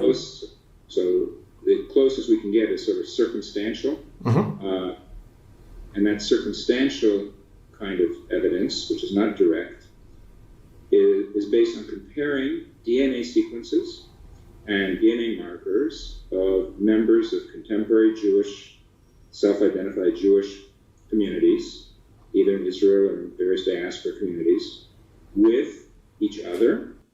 Okay, so you heard it from the leading geneticist himself. Was that the okay? So that was it, right? So He asked a yes or no question. Yeah. First of all. so then he gives you the long answer, so you can Right. forget what he said at the Right. very beginning. Right. He said there is no DNA Right. of the ancient Israelites. And then he called them self-identified. He said what they do have, and he says the next best thing is from communities that self-identify as Right. that. Right. That's crazy. That is crazy. All right. Jump to the next timestamp. 404, I think you had. Okay. Go ahead. Play it. First started to get evidence, and it was so counterintuitive. I'd put 20 Europeans and 20 African Americans on a sheet of X-ray film, and every African American showed differences, and all the Europeans looked the same. And I thought I'd mislabeled something, or I thought I'd made some drastic mistake. And we kept repeating and repeating things. And as we got more samples from different areas, I realized that it was a difference in the pattern, and that this whole new type of evidence based on mitochondria was going to change the way we thought about modern humans. In 1987, Kahn and her colleagues published a paper showing for the first time that the markers stretch back to Africa. So basically, they're saying that they're trying to trace it back, and everything keeps showing African or in Africa versus what you see the Eurocentric model that they use, right? Out of the Caucasus. Right, coming out of the Caucasus. Okay, coming out of the Caucasus. And you have to remember, there was another one I was watching where they were talking about it. And Bishop has said this before. He's taught it quite a bit. There was another speaker. I can't remember his name off the top. I saved it to my watch later for when I have some time to look at it. And he says something to the effect of where he talks about the same thing, how basically Israel is Africa.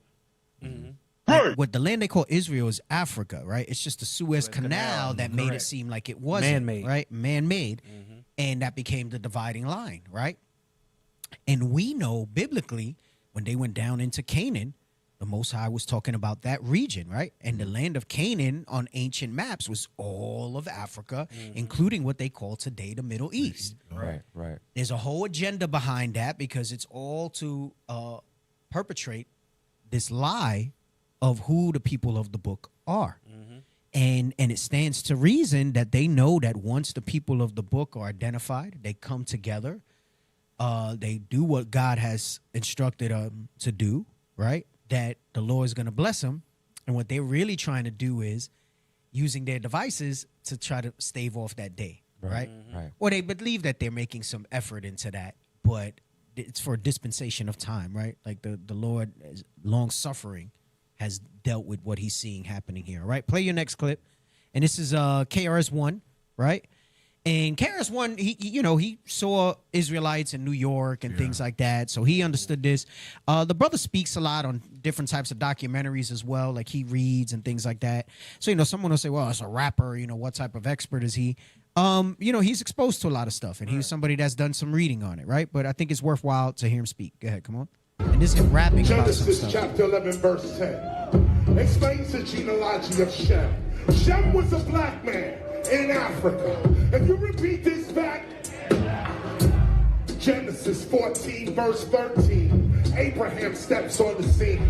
Being a descendant of Shem, which is a fact, means Abraham too was Abraham, born in the city of a black man, called Nimrod, grandson of Ham. Ham had 4 sons. One was named Canaan. Here, let me do some explaining. Abraham, Isaac was Jacob had 12 sons, for real, and these were the children of Israel. According to Genesis chapter 10, these were the... That was smooth. Yeah, that was bro. fire. Yep. Shout out to Ida Serrano, all right, on the super chat. All praises to the Most High. So he knew because he'd been around Israelites in New York, right? So he was, he even did a little, now he knew that them type of records wouldn't sell, so he would do them in his concerts and stuff like that. His little things like that, bringing that out and bringing that truth out. So, here's one of the biggest issues that fake Israelis have to when we deal with going against the scriptures, right? Especially when we come to the DNA piece. Let's get Isaiah 11 and 11. Isaiah 11:11. We're going to go through some verses. Going to move around a little bit. All right. It's a good clip in its entirety. We showed.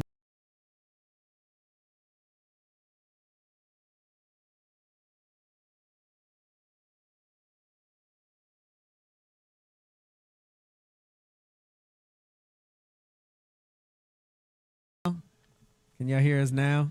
We did not cut the class. Someone say no. Man. He said Satan's devices. Well, Satan's mercy. devices. Facts. All right, y'all good? All right. Satan's devices. Y'all good? Refresh. Wow. Refresh if you didn't. All right. We having Crazy. difficulties. Cut the feed. They're messing Cut with us, the D. feed. They better not let us be saying Satan's devices and it's them messing up in there. Man. Damn. They better not. They better not be that. Okay. Let's read Isaiah 11:11 again. Come on. The book of Isaiah, chapter 11, verse 11. And it shall come to pass in that day that the Lord shall set his hand again the second time to recover the remnant of his people. The remnant of his people. Go ahead. Come on. Which shall be left from Assyria and from Egypt. Come on. And from Pathros and from Cush and from Elam and from Shinar and from Hamath and from the islands of the sea. Right. Meaning we would be scattered all over. Right. Give me that. Is it Deuteronomy 32? Is it 24 or 26? I always get the verse wrong. You know what I'm talking about? Yes, sir. 32 and verse 26. 26. Mhm. All right. The book of Deuteronomy, chapter 32, verse 26. Come on. I said, I would scatter them into corners. God scattered us. God dispersed us, right? Into the corners. You ever heard the term the four corners of the earth? Yes, sir. He's saying, I would scatter them into the four corners of the earth, right? The Bible also calls it the four winds. Whenever you see that sort of thing, it's dealing with all the nations. And it's letting you know that we would be scattered amongst all the nations. So by just a little asterisk next to that for all the haters that see light skins teaching and stuff like that. Right. Nowhere does he say that they're going to be, if anything, he says that it's a speckled bird, which Right, has many right, shades. right, not turn. Right. We know that the source, the origin, and the way the Father is, the way Christ is black with woolly hair, but he scattered us. And one of the ways that he did that was by our captivities and that mixing. I've said that before. A lot of times we don't realize that in his brilliance, in his judgment to punish us is how he preserved us as well. Because if we would have been all in one place, in one time, and in one city, they would have wiped us out. Right. But they can't because they can't find us. Right. Right. They realize it'll be a fruitless effort. Even if they did start killing us, they couldn't get all of us. Right. Because they're not going to ever know who all of us are. That's right. That's why in that day when the Lord recovers us, nothing's going to be able to touch us. Right. Because once they know that we're there, they're going to say, we got to go for them. Right. Right. Also, our rule is over. That's what's going to come in their hearts to say, we got one last shot. They all in one spot right now. Let's get them. Let's get them. And that's not due, Deke, because remember Haman was trying to destroy all the Israelites. They think the same way. So just back to your point. Yep. He preserved us by doing those things. What he used to judge us is what he used to preserve us as well. Dang it. I ain't never think about that. Yes. Heavy. You want this verse again? Verse 12. The book of Isaiah, chapter 11, verse 12. Come on. And he shall set up an ensign for the nations and shall assemble. And for the nations, because why? He just told you that we'd be scattered in all nations. Right. So what's the ensign? Let's get that. My sheep hear my voice. It's dealing with the Bible. And those that the Bible is preached to, they're going to receive it. The ones that are not going to be that necessarily that they're us and not us. We know that there's going to be tares amongst the wheat and all of that stuff, right? But it's talking about that in every country, in every city, in every place on the earth, typically you're going to find a remnant of our people. Right. And the ensign is going to be, they're going to hear these words of God, and then they're going to be able to realize and understand, oh, snap, God gives the increase. That's for me. That's for me. Do you got it? Yes, sir. The book of John, chapter 10, verse 27. My sheep hear my voice, and I know them, and they follow me. Right. So he says, go back to Isaiah 11 and 12. The book of Isaiah, chapter 11, verse 12. And he shall set up an ensign for the nations, and shall assemble the outcasts of Israel. Right, because we just read in Deuteronomy 32:26, they were scattered. Go ahead, come on. And gather together the dispersed of Judah. From the four corners of the earth. From the four corners of the earth. From the four corners of the earth. And as you keep reading on, he talks about Ephraim. So it's not just Judah. He's talking about, I'm going to gather all the tribes from the four corners of the earth. The other thing you got to get from these two verses is that it implies that the people first must be located and identified before being gathered. Right. So, you know, Israel has this law of return type of thing that they do. And Law that of return. if you have mother's genetic blood, which we know is against the scripture, that in and of itself, it goes by the seeds of the father, that you can come back to the land. Right. Right? But that's not God. That's not his hand. Right? They self-identified and said, we are these people and this is our land. God said, we know that in Zephaniah, they say about gathering ourselves together, right?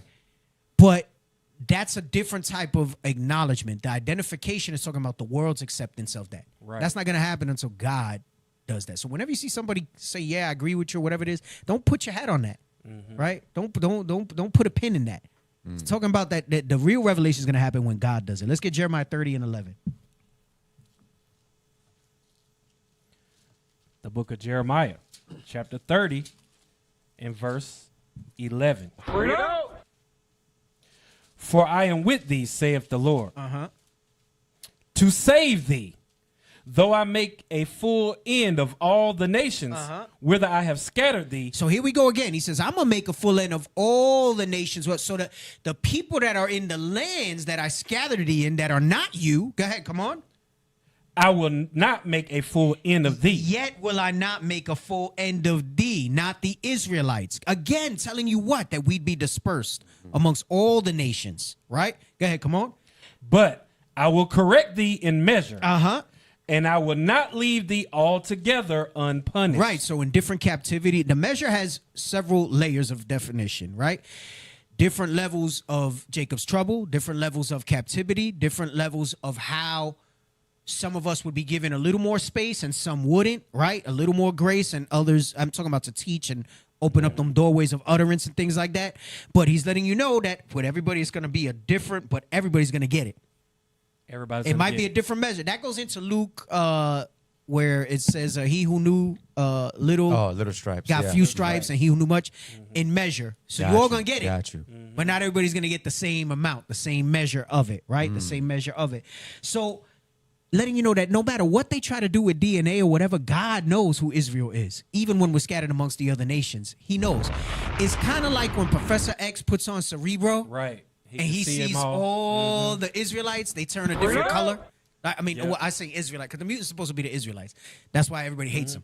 Right. And he sees all the mutants, right? That visual. If you could find that visual, that would be a dope visual. That's the Most High being able to see where all Israel is amongst all people. It's from some of the original X-Men movie when he puts on Cerebro and it shows all the and they change color, the ones that are mutants, and he knows who they are. See if you can find that clip. Let's get Ezekiel 36 and 19. That's my perspective, my nuance. I use the Professor X. The book of 36, Ezekiel, 19. chapter 36 and verse 19. And I scattered them among the heathen. And this is just a handful of verses that I'm picking. But the Bible says it clearly. And this is why it says you got to really understand that Old Testament to understand when you get to the New Testament, right? What's being said. After this, I want John 7:35. Go ahead. Come on. And I scattered them among the heathen, and they were dispersed through the countries. And they were dispersed through the countries. Come on. According to their way and according to their doings, I judged them. So some he sent further, others he sent somewhere else, right? Some got mercy, some got to stay this place, some got to stay that. All our captivities even was by measure. Right. Right? Like the judgment he gave, right? Yeah. Not all of them were necessarily 100%. They all had the same characteristics, but some things were worse than others. Right. So we know, not that it's a competition or anyone is better, but look at what's documented for Northern Kingdom. Because how much greater was Northern Kingdom's sin at the time, right? Yes. In their idolatry. Yes. And the type of stuff that the conquistadors did, when you read in various historical books, is wild. The cutting of Yeah. hands, Right. the dogs, the pulling Boiling. apart of the babies, and if it was just as bad for Southern Kingdom too, gator babies and all that stuff like that. But my point is, you see certain atrocities. And then with Northern Kingdom, it was a lot of stuff we did to each other, right? Because then we started killing each other, sacrificing hearts, and like you see in Apocalypto and stuff like that, right? Going through that regard. Now, to sum up these verses that I read, remember I made the statement that there's so many verses in the Old Testament that talk about how we would be scattered, and then everybody thinks all of a sudden they're just going to be so easily found in Israel now, and that's it, right? A country with 9 million people roughly is BS. This is why Christ said, when Christ was on the scene, this is what they said about Christ. John 7:35. The book of John, chapter 7, verse 35. Then said the Jews among themselves, whither will he go that we shall not find Right, him? because he said, I'm going to leave after I leave you. And they said, where are you going to go that we shouldn't find you? Because they were studied in these verses. But their hatred blinded them so much that they, even though they kind of knew, some of them knew, they didn't want to accept it, right? It took them a while to accept, and that's what the whole New Testament is about. It took them a while to accept Northern Kingdom, right? Even though they knew what was written. But go ahead, come on. Will he go unto the dispersed among the Gentiles? The dispersed that are among the Gentiles. Go ahead, come on. And teach the Gentiles? And teach the Gentiles? He don't mean he teaching. That by itself should be enough for any rational person. When you read any of the other verses in the New Testament and you think that he's saying Christ is for everybody now, that he's talking about something. He said he's going to the dispersed among the Gentiles and teach the Gentiles, showing you that Israel were called Gentiles, the ones that were dispersed and strangers to the covenant, strangers to the promises, without God, like you read in Ephesians, right? Now, we always numbered and identified ourselves by genealogy. We always kept those records. You read that in Numbers, you read that in Chronicles, you read that in Ezra, Nehemiah, right? We always knew that. But after we got scattered, after that last diaspora, all right, and when we got scattered, genealogy became very difficult after that. Oh, yeah. Right? Genealogy became very difficult. So if the records are gone, what did God leave as the identifying marker? Bring it out. What did he leave as the identifying marker? Let me get Deuteronomy 28:46. The book of Deuteronomy, chapter 28, verse 46. And they shall be upon thee for a sign and for a wonder. So he says, and day shall be upon thee for a sign. We're going to deal with the day in a second. I want to finish this verse, then we're going to read from 45. He says, and day shall be upon thee for a sign and for a wonder. Go ahead, come on. And upon thy seed forever. Right, there was a sign that would be attached to our seed. So, for example, it wasn't just for this generation. You got people who try to say that was for them in the wilderness. Forever means forever. Right. There's no way that you're going to try to grammatically talk your way out of the wording in that, right? Right. Seed is seed. It means the generations to come. Guess what? This isn't talking about the seed of the people that came out of Egypt, because who's he talking to in Deuteronomy? He's talking to the... He's talking to that seed already of those that came out of Egypt. In Deuteronomy, he's talking to the generation that was going to go in, 40 and under, I think it says, because anybody 40 and over died off, right? Oh, got you. Yeah, Right. the promised land. Yeah. Right. So this is the children of the ones that came out and Thy saw. seed. Right, thy seed. Thy seed. So when he says thy seed forever, he's talking about the ones that they're going to have in the promised land, and so on and so forth throughout history, right? So he's always maintained the promise to the seed, even though the genealogy to us became lost, but to God it wasn't, right?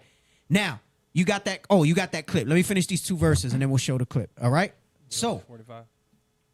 now jump to verse 45. Go ahead. Come on. Verse 45. Moreover, all these curses shall come upon thee. Right. So now when we read verse 46 and it says, and they shall be upon you, it's talking about the curses, right?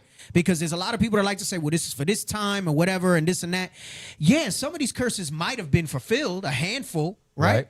But when it says upon thy seed forever, that means that there's more meaning to it. You can't Right. Generation to generation. So generation to generation, there was going to be curses that resembled the first fulfillment of many of them, because not all of them were all fulfilled in the Bible. They were fulfilled in modern times later. Right? That is not written of in a modern way. It's prophesied of, right? Go ahead, come on. And shall pursue thee and overtake thee till thou be destroyed. Right, go ahead, come on. And we know that don't mean destroyed as a people, because in verse 46, it says they're going to be upon our seed forever. So it don't mean that wiped off the face of the earth. It means destroyed. Why? Because if you're scattered everywhere, you are no people. Right. If you don't have a culture. If you don't have a culture, you are no heritage. people. Right. Right? Go ahead, come on. Because heritage is the right word, because the Bible says yes. you'll discontinue from your heritage. And that's what he ultimately means. You'll discontinue from your heritage. We're going to read that later. Go ahead, come on. Because thou hearkenest not unto the voice of the Lord thy God to keep his commandments and his statutes, which he commanded thee. Come on. And they shall... And they, the curses, go ahead, come on. Shall be upon thee for a sign and for a wonder, and upon thy seed forever. Right, so he says he calls them a sign, right? Just like the Sabbath is a sign. Just like the sign of Emmanuel being born, right, is a sign. Just like the babe in a manger is a sign. The curses are a sign as well. Moses said those would function as the sign, an identifying marker. And then he says, attached to thy seed. Attached to thy seed, future generations would still bear the evidence of those judgments. That's the evidence. Future generations bear the evidence of those judgments, right? And we got other scriptures that we're going to pair it with, okay? We got Deuteronomy 32:26, which we read. Hold on, hold your thought. But I want to show this clip, because remember I said God will always be able to identify us, and I quoted the movie. Some people might not have seen it, right? Go ahead, and then I'll let you talk, Asher. Your face lit up.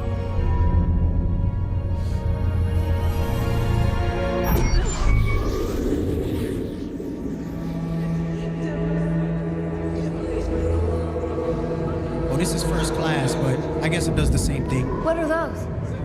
Those are all the humans of the world. Those are all the humans of the world. And these... And now amongst the humans... are all the mutants. Are all the mutants. I'm connected to all of their minds. Hey, God is connected to all The of our minds. CIA would kill for this. Look, the CIA would kill for this. Right. Dang. Where are you, Eric?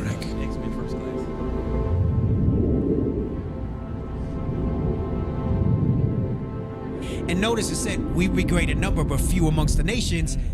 When it was all blue, it was all the humans. When it went to the red, it was a little less, right? Oh, the Apocalypse, you know, the movie itself wasn't that well done as far as pacing and script, but it was deep, because Apocalypse is supposed to be Christ. Right. And then you have people that rise up against him and stuff. There's a scene where he talks about how technology and everything else, like our people have strayed from him. We lost our heaviness and all of that stuff. He said, I am. Look, so he hears him. Friend. I'm sorry. I am so sorry. I feel your pain and your loss. And the same thing is But how now Christ's wow. relationship is with us. Head. Yep. You know how it feels.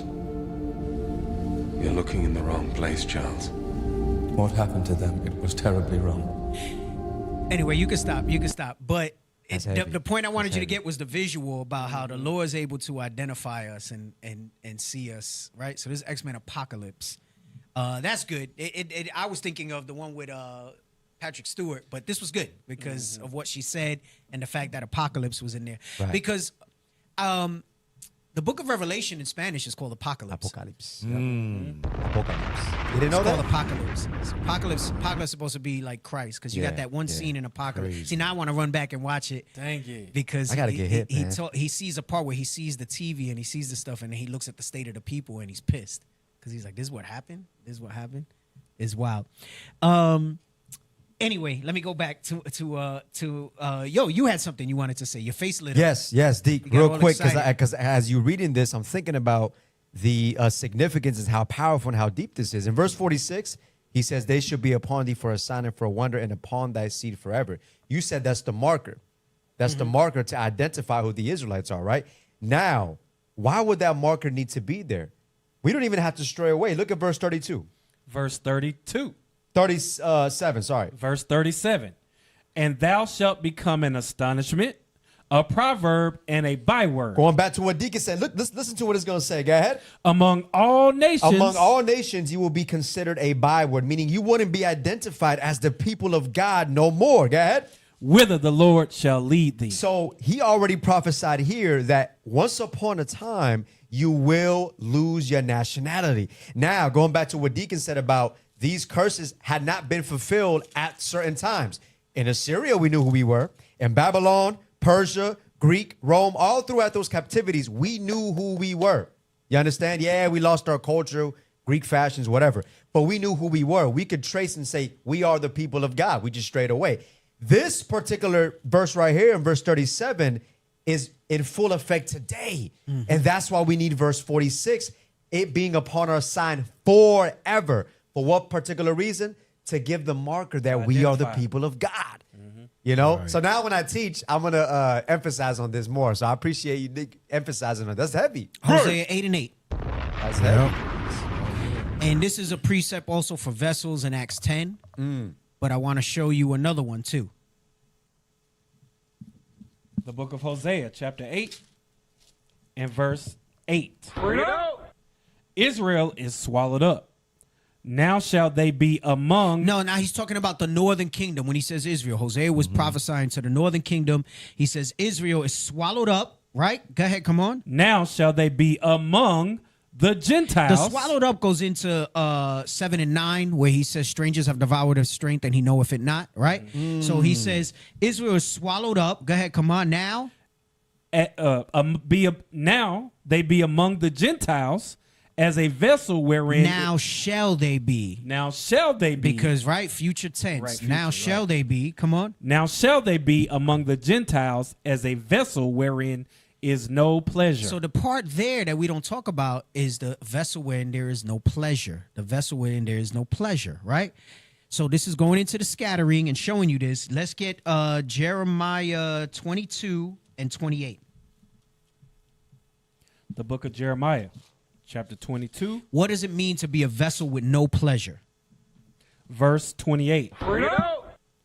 Is this man, Coniah, a despised, broken idol? Go ahead, come on. Is he a vessel wherein is no pleasure? Now he's going to define what it means to be a vessel wherein there is no pleasure. The vessel's the body, right? Go ahead, come on. Wherefore are they cast out? Being cast out, come on. He and his seed. And your seed being cast out. Go ahead, come on. And are cast into a land which they know not. To be a vessel where there is no pleasure is to not be in your land and to lose your heritage, to lose your identity, to lose yourself. Damn. That's like being amnesia. See, a lot of times we can't think of that because we have a culture that we assimilate to, but it's not our culture. The better example would be having amnesia. Or dementia, right. Amnesia, because amnesia is you have no recollection, right? If we identify with this because God opened up our spirits to identify. And what I mean by identify is that when we read the curses, when we read these things, you said, oh, snap, that is me and that is my people, right? That's not of your own strength that you accept that. God brought that back to you. Up until that point, we had amnesia. Right. Nobody told us this. Nobody showed us that. And nobody was trying. So we were living like somebody who woke up from a coma. Right. And said, this is who you are. This is who you be. And this is your life. And then you realize this is something else. Then that goes back to the parallels with Neo and the Matrix, right? There's an itch. What is the Matrix? How you moving, right? Get Jeremiah 17 and 4. The book of Jeremiah, chapter 17 and verse 4. And thou, even thyself, shalt discontinue from thine heritage that I gave you. You will discontinue from your heritage. It wasn't just identity. It was everything that came with that identity. Go ahead, including the promises. Go ahead. And I will cause thee to serve thine enemies. This is what it means to have been strangers from the covenants and promises. Go ahead, come on. In the land which thou knowest not. In a land which you know is not. Come on. For ye have kindled a fire in mine anger, which shall burn forever. Which shall burn forever. Which shall burn forever. Let's get Ezra 2 and 62.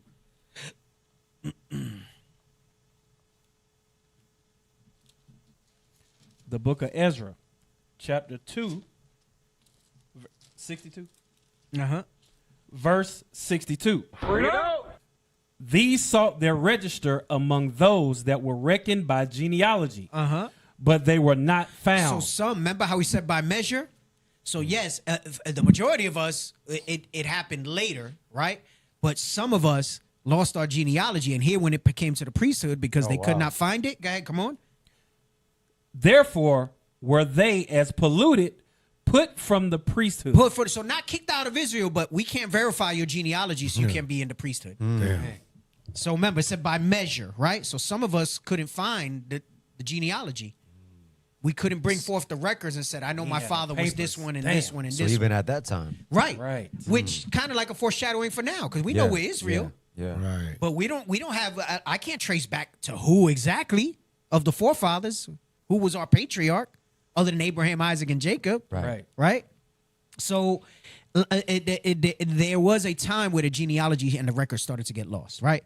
Let's get Nehemiah 7:64.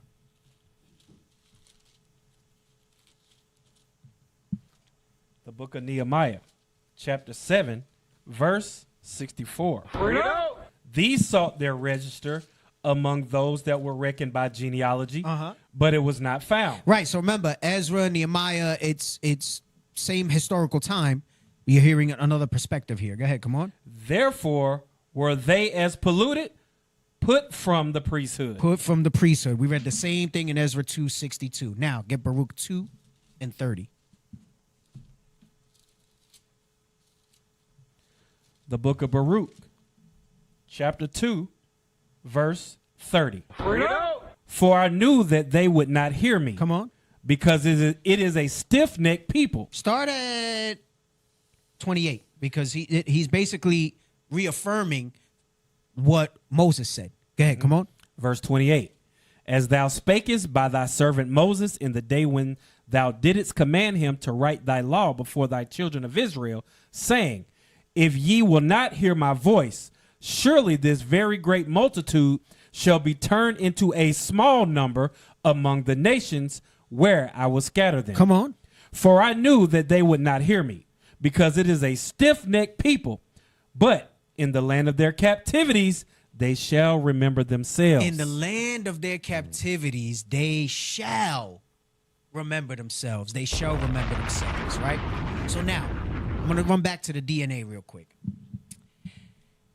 Some of the things you got to think about with DNA is there is no single Jewish gene or Israelite gene, right? There's no unique gene or marker, we saw that in the video, that definitively says I'm an Israelite. So unlike, say, a genetic disease with a known mutation, Jewish identity, as far as Jewish, is primarily cultural. It's based on, let me dress up a certain way, let me act a certain way, and claim the identity, right? That's how they do it, okay? It's not, they can't use that as the thing to say that, because if you look at their history, based on who they really are as a people, as a nation, and where they descend from, if you talk to some Jewish people, they'll claim their descent of their country, their ancestry, but then say they're Jewish. And I remember in high school, I used to tell them, well, is Jewish a religion or is it an identity? Because you say that you're German, but you also say that you're Jewish. So which is it? And they, many of them could never fully articulate it. Now, they have their lines that they use when they talk about that, right? But many of them can't fully articulate it, right? So you have to understand that when DNA companies advertise any type of Jewish, Sephardic, whatever that they go into, what they're really doing is they compare your DNA to a reference population. That's what I mean by source DNA. It's a reference population. They use living groups of people, like the ones that identify as Ashkenazi, Sephardi, Mizrahi, the Ethiopian Jews, and they look for patterns of shared genetic markers amongst those groups. And that could be shared from anything. It could be the same Khazar bloodline or whatever it is. But they'll say, because this particular group is who we accept as Jews now, this is the genes that we're going to use to compare and say this is what makes you a Jew or doesn't, right? They call those the alleles and the haplotypes, all right? So, for example, Ashkenazi Jews share clusters of DNA due to centuries of endogamy, marrying within their community. So that's how they made their DNA kind of start to look the same amongst themselves, marrying within their community. Sephardi and Mizrahi Jews show overlap with populations from the Middle East and North Africa because of the regions that they're in. And then you have something called the Cohen model, right? And they say that that's the priestly line. But we just read that in the time of Nehemiah and Ezra, they were already losing that genealogy. And they want to say thousands of times, thousands of years later, that they still got that. Now they got it. Now they know. Nah. And it's Cohen. Crazy. So if you're Cohen, oh, you're a priest. Get out of here. You're a priest. It's BS. But they have probabilistic overlaps. It's not, basically, it's probable is what they try to say, but it's not definitive proof, right? So the missing baseline problem is that there's no gold standard reference. They can't say this is Abraham's DNA, this is Isaac's, this is Jacob. They'll try to do it one day, I'm sure. You saw the guy in the video. Oh, we're getting to a point where we could look at ancient They're DNA. gonna try to do that. And they'll make up some stuff, right? But modern Jewish populations have Middle Eastern, European, African, Asian mixture. There's no way to talk about it, right, in that way.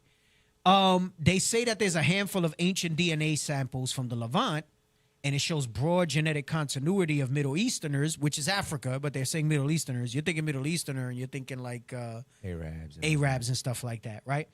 But it can't show the tribes of Israel, right?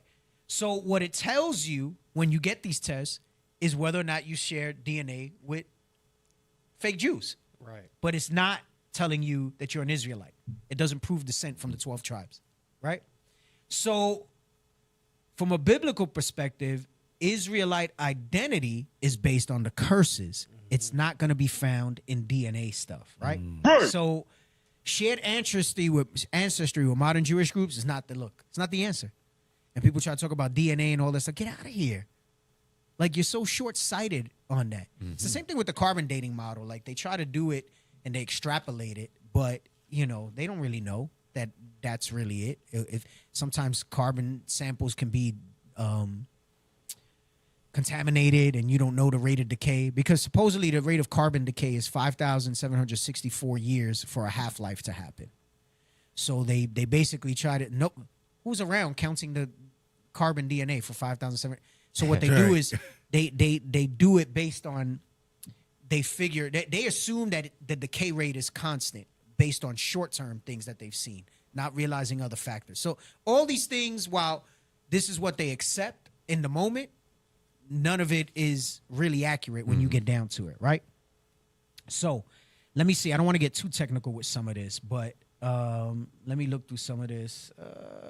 That talks about the Iberian Peninsula and all that other stuff, but being that we were scattered everywhere, we don't need to know about the markers, J1, J2. This thing got super thorough, right? Let's see. Okay. Here's the overall thing that you got to look at. DNA tests look for statistical similarity to modern Jewish populations. They don't search for proof of Israelite descent. That's their standard. Do you have DNA that goes with the modern populations, not ancient Israelite DNA, right? And then the different types of DNA, they decay at different rates. So the point is, the DNA is not a strong measurement of it. Oh, you don't have to do the carbon dating, though. That's all right. That's a cool graphic and stuff like that. But I just happened to mention that because that's another thing that people rely on and say that that's accurate, right? Now, let's get Hosea 1 and 9. We're going to talk about continued loss of identity. So it's not going to be so easy to just find it and say, oh, since my mom is this, my DNA says this, I can come back to what they now call today Israel and be all right. Don't work that way. Hosea 1 and 9. The book of Hosea, chapter 1, verse 9. Then God said, call his name Lo-Ami, for ye are not my people. Right, because through Hosea and his seed, he was also leaving an example for us of what northern kingdom's history would be like. And at large, it wound up happening to Judah that way as well, right? But he says Lo-Ami, because Lo-Ami means not my people, not my people. Go ahead, come on. And I will not be your God. And not your God. So again, strangers from the promises, strangers from the covenants, right? Go ahead, come on. Yet the number of the children of Israel shall be as the sand of the sea, which cannot be measured nor numbered. And it shall come to pass that in the place where it was said unto them, ye are not my people, there it shall be said unto them, ye are the sons of the living God. Right. So again, This is going into what? It's showing you that it was never that we were going to cease to exist, because people say the ancient Israelites are gone. It's by adoption now and spiritual and all of that stuff like that. That's crafty, because he clearly says we would exist in number. We just wouldn't have our identity. We wouldn't have our heritage. Go ahead, come on. Verse 11. Then shall the children of Judah and the children of Israel be gathered together. Come on. And appoint themselves one head. Right, under Christ. Go ahead. And they shall come up out of the land. That's the verses that we read earlier in Isaiah and Jeremiah. Go ahead, come on. For great shall be the day of Jezreel. Right, so great shall be that day when we come together. But in the meantime, we come together what? Rehearsing the righteous acts. We already read Hosea 8 and 8, okay? 1 point in Hosea 8 and 8 again. Go back there real quick. The book of Hosea chapter 8 and verse 8. Israel is swallowed up. Now shall they be among the Gentiles. I want to expound. So I said that goes into Hosea 7:9 about strangers have devoured their strength. At the end of the day, the strength is what? Swallowed up means assimilated. It means assimilated, where you live like heathen. You say that you're heathen. You accept that that's your identity. Calling yourself Puerto Rican, Dominican, African American, even Native American, or whatever it is, right? That's the swallowed up. I just wanted the swallowed up part. We already went through Deuteronomy 28:64. We already went through 32:26. All right, we did the loss of inheritance. Hold on, let me see what else I got. Get Amos 9 and 9. Why does it say this then? The book of Amos, chapter 9. The point being is that it was going to be difficult to identify, and God wanted it to be spiritual the way we would be identified, and not spiritual like, oh, I can be a spiritual Israelite, that he was going to show those who would receive my sheep hear my voice. This is what you got to start doing, because behind that, people would then change and start acting like the Israelites acted, right? Go ahead, come on. The book of Amos, chapter 9, verse 9. For lo, I will command and will sift the house of Israel among all nations, like as corn is sifted in the sea. Yet shall not the least grain fall upon the earth. That's the Professor X. He's going to look and he's going to say, I'm going to know exactly where each of you are. Not one of you. He's going to gather who he needs to gather. We don't got to worry about making sure that we gather them all. We just got to keep pushing and going where he said we are and bring this word. And at that last trump, he going to make sure his hand is in everything and how he going to gather everybody, right? And how he going to gather everybody. We read Baruch 2. We stopped at 30, right? Keep reading. We're going to read till 35. Go back. Read 30 again, and then we'll go down to 35. The book of Baruch, chapter 2, verse 30. For I knew that they would not hear me, because it is a stiff-necked people. But in the land of their captivities, they shall remember themselves. Why would he have to say that they will remember themselves? Because we would lose it. Right. We would forget. It would be taken from us, right? The fact that you got to remember. Right. That means you have to be taught. The word has to be brought to you. You have to be shown. Amnesia. It's not going to be something where you're just going to be like, oh, yeah, that's it. Go ahead. Come on. Amnesia. Exactly. Come on. And shall know that I am the Lord their God. Come on. For I will give them an heart and ears to hear. Right. That's the him awakening, him giving the increase. Right. Go ahead. Come on. And they shall praise me in the land of their captivity and think upon my name. That's what we're doing now. So it's letting you know that returning was going to happen before what we read in Isaiah 11. Right. That it was going to happen before what we read about Jeremiah and the gathering and all of that. Go ahead. Come on. And they shall return from their stiff neck and from their wicked deeds. For they shall remember the way of their fathers, which sinned before the Lord. It means we're going to repent. The real Israelites are going to be keeping God's commandments the way they're written in the Bible. Go ahead, come on. And I will bring them again into the promised land. And then after all that, and everything the way he has it on his time and his course, he's going to send his son back. Come on. Which I promised with an oath unto their fathers, Abraham, Isaac, and Jacob, and they shall be the lords of it. Then they shall be the lords of it. And I will increase them, and they shall not be diminished. Read. And I will make an everlasting covenant with them to be their God. And they shall be my people, and I will no more drive my people of Israel out of the land that I have given them. Right. Revelation 2 and 9. and then 3 and 9. Those are my last verses, and then if y'all got something, you can add to it. The book of Revelation, chapter 2, verse 9. I know thy works and tribulation and poverty, but thou art rich. And I know the blasphemy of them which say they are Jews and are not, but are the synagogue of Satan. But are the synagogue of Satan. And you know, people going to debate and say there's interpretation to that, but there is no interpretation to that. If you want to get technical, he's talking about the Herodian line. He's talking about the Herods that say they are Jews and are not, but do lie, right? They're the synagogue of Satan. Same right? difference. Right? And by extension, if you look at that today, it's letting you know that them same people are here today. Right. And they're the same ones saying it. So for that time, he was talking about them specifically. And then now when you go into these last days, he's still talking about them. It's just the power is different now, right? Go ahead. Revelation 3:9. The book of Revelation, chapter 3, verse 9.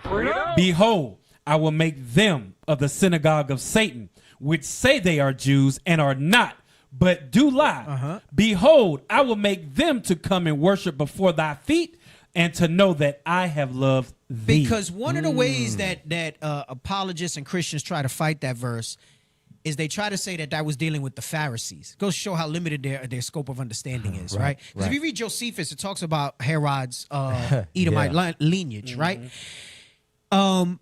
But nowhere do you read that other Israelites are going to worship at our feet. It talks about the other nations are going to worship at our feet, right? Let's get that. Isaiah 49:23, and then I want Isaiah 60 and 14. And then I'm done. And if y'all got anything, Isaiah 49:23. The book of Isaiah, chapter 49, verse 23. And kings shall be thy nursing fathers. Right. And kings shall be our nursing fathers. Come on. And their queens thy nursing mothers.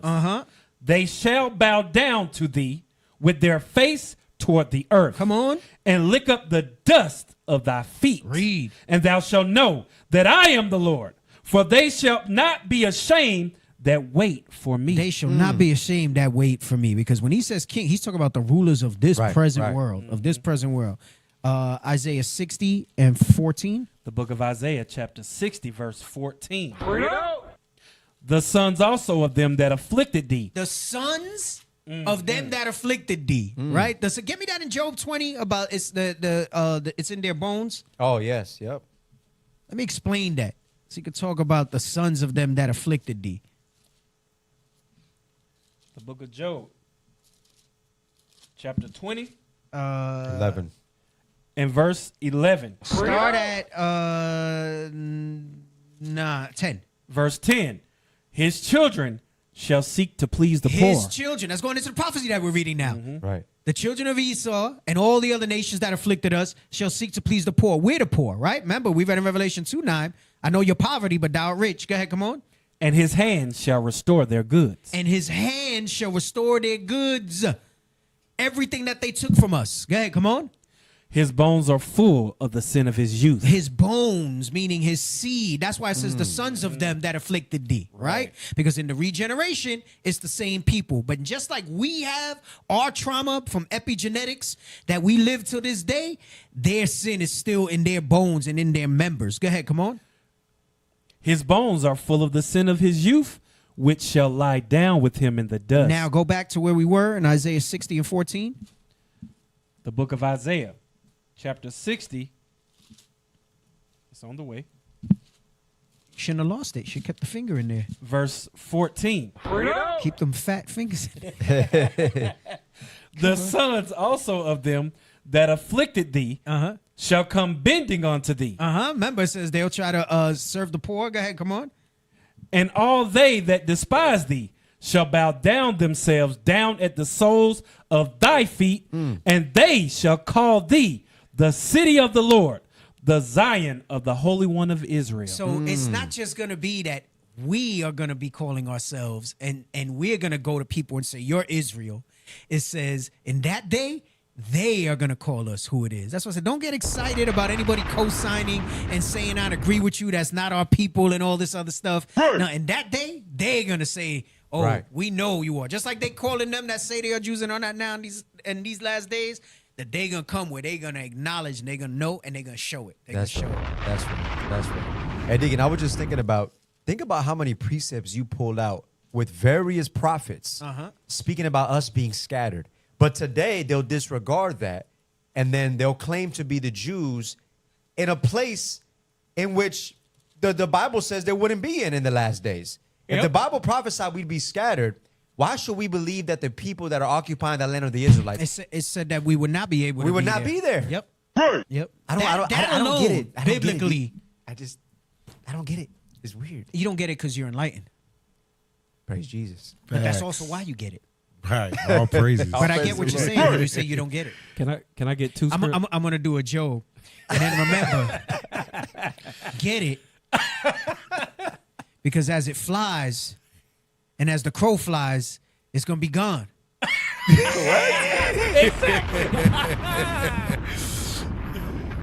You had to be here for the beginning of the show to have heard Joe. You got something? Yeah, I got two scriptures. The first one is Hebrews chapter 12, verse 6.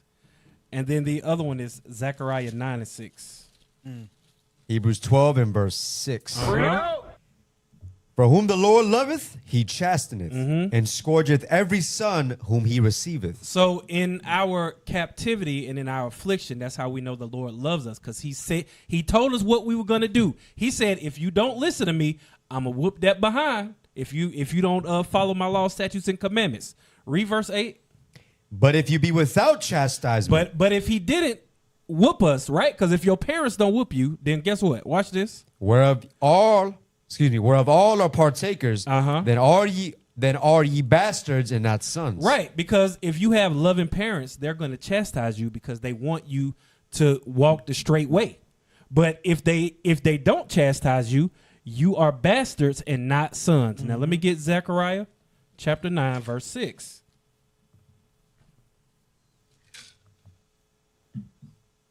Zechariah chapter 9 and verse 6. And a bastard shall dwell. A bastard. A someone that is not the son of the living God. Right, that's what it means. It's fatherless. Right, fatherless. Come on. And a bastard shall dwell in Ashdod. That's modern day Israel today. Come on. Or not of the royal line. Not right. Right, like you saw, like in Game of Thrones. If he didn't have the kid with the queen that he was married to, right, they would call him a bastard, like Jon Snow, right. And then I think if you were from Dorne, you were Sands was your last name. You're considered a bastard. Wow. All praise. That's it. Jeremiah 31 and 35. Let's go. Because it better make sense, not like the sense. Hey, man. Because we're talking about who the Israelites are. We're not going nowhere. At the end of the day, guess what? The world was created for the Israelites from the beginning. So guess what Jeremiah says? Read. The book go ahead. The book of Jeremiah, chapter 31, verse 35. Yeah. Thus saith the Lord, which giveth the sun for a light by day. The sun that we see in the sky today by day. Read. And the ordinance of the moon and of the stars for a light by night. Because the moon gives us the seasons and the beginning of months by night. Read. Which divided the sea when the waves thereof roar. Roar. The Lord of hosts is his name. The Lord did all these things, created this heaven and the earth. Read. If those ordinances depart from before me. If those ordinances depart, meaning they don't exist no more. Read. Saith the Lord. Then the seed of Israel then also. The seed of what? Israel Jewish. Israel. The world. Israel. Everyone. Israel also shall cease from being a nation before me forever. They didn't have a stance where the Israelites we can't figure out where they are or who they are. But guess what? If they ever did that, there won't be no world. All praises. All praises. All praises. Hey, that's the show. All right. Y'all stay in the spirit. Remember, those of you that are with us, we're going to stand by for instructions on like the prayer vigil. Keep your eyes and ears out on this 250th anniversary of this present empire. All right. In the meanwhile, you can help us bring about all the things that we're talking about, continuing to work in the mission by donating to the Booster Club. We shout out to those who donated on the Super Chat. We appreciate that as well. And listen, any amount helps, all right? Because if you think about it, some people are like, it might be too little for me to give or whatever it is. Imagine if everybody thought that way and they don't give at all. We'd never be able to accomplish anything that we do. So, you multiply the efforts, That's why there's many of us. Give as you're able, and as your heart permits you to give, but donate to the Booster Club. Help us out to continue this great work that we're doing, all right? What else we got? What else we got? Oh, we got a new thumbnail. Lord Wow. have mercy. All praises. Hey, all right. We got Cap Kemuel on there now. Yeah, all we right. got Captain Kemuel on there now. Hey, I'm actually surprised, D. I've never ended or have been witness of the power ending at such an early time, especially with you on. We did 2.5 hours. I know, but it's 9:40. Usually we go to like what, 10? We usually do 3 hours. 20. We kept it a little short. Yeah. Y'all, I don't know why y'all be doing 3 hours. Well, D, D, you always on for 3 hours. That's what that's me. Well, that's what I'm saying. We usually see you till like 10 Just o'clock. go follow us. Follow us. Hey, follow us. So yeah, we have all these different social media platforms. We know that the scriptures say don't be ignorant of his devices. So on the flip side of that, in a righteous connotation, follow our pages so that we could be exposed to the world. We could show the world righteousness, truth. All right, we got the Power Hour Plus as well that you could comment on, that you could put your questions down, any topics that you want Deke to cover. So we got a lot of stuff and a lot of spreading that we got to do. So make sure y'all subscribe to all our channels. We got YouTube, TikTok, Instagram, and the list goes on. All right, so y'all make sure you do that. Make sure y'all follow us. All right. Don't forget to follow Original Royalty on Instagram and Facebook. If you want to know when the new hottest gear is coming out, make sure that you are locked in to our social media channels. All right. And also make sure you tuned in to the Power Hour Plus, because guess what? Y'all get to know what's coming out first when you locked in. OriginalRoyalty.com. Right. And get it. Then don't forget it. Because it's going to be gone. Right. Or to And lock copy. it, cop it, cop it before we stop it, and you might not get the rocket. Oh, I like it. Now, brother, a brother in the chat helped you out with the rest of your bar. That's my brother. I'll praise it. All right, y'all. Most High Christ bless. Be safe. Shalom. Shalom. Shalom.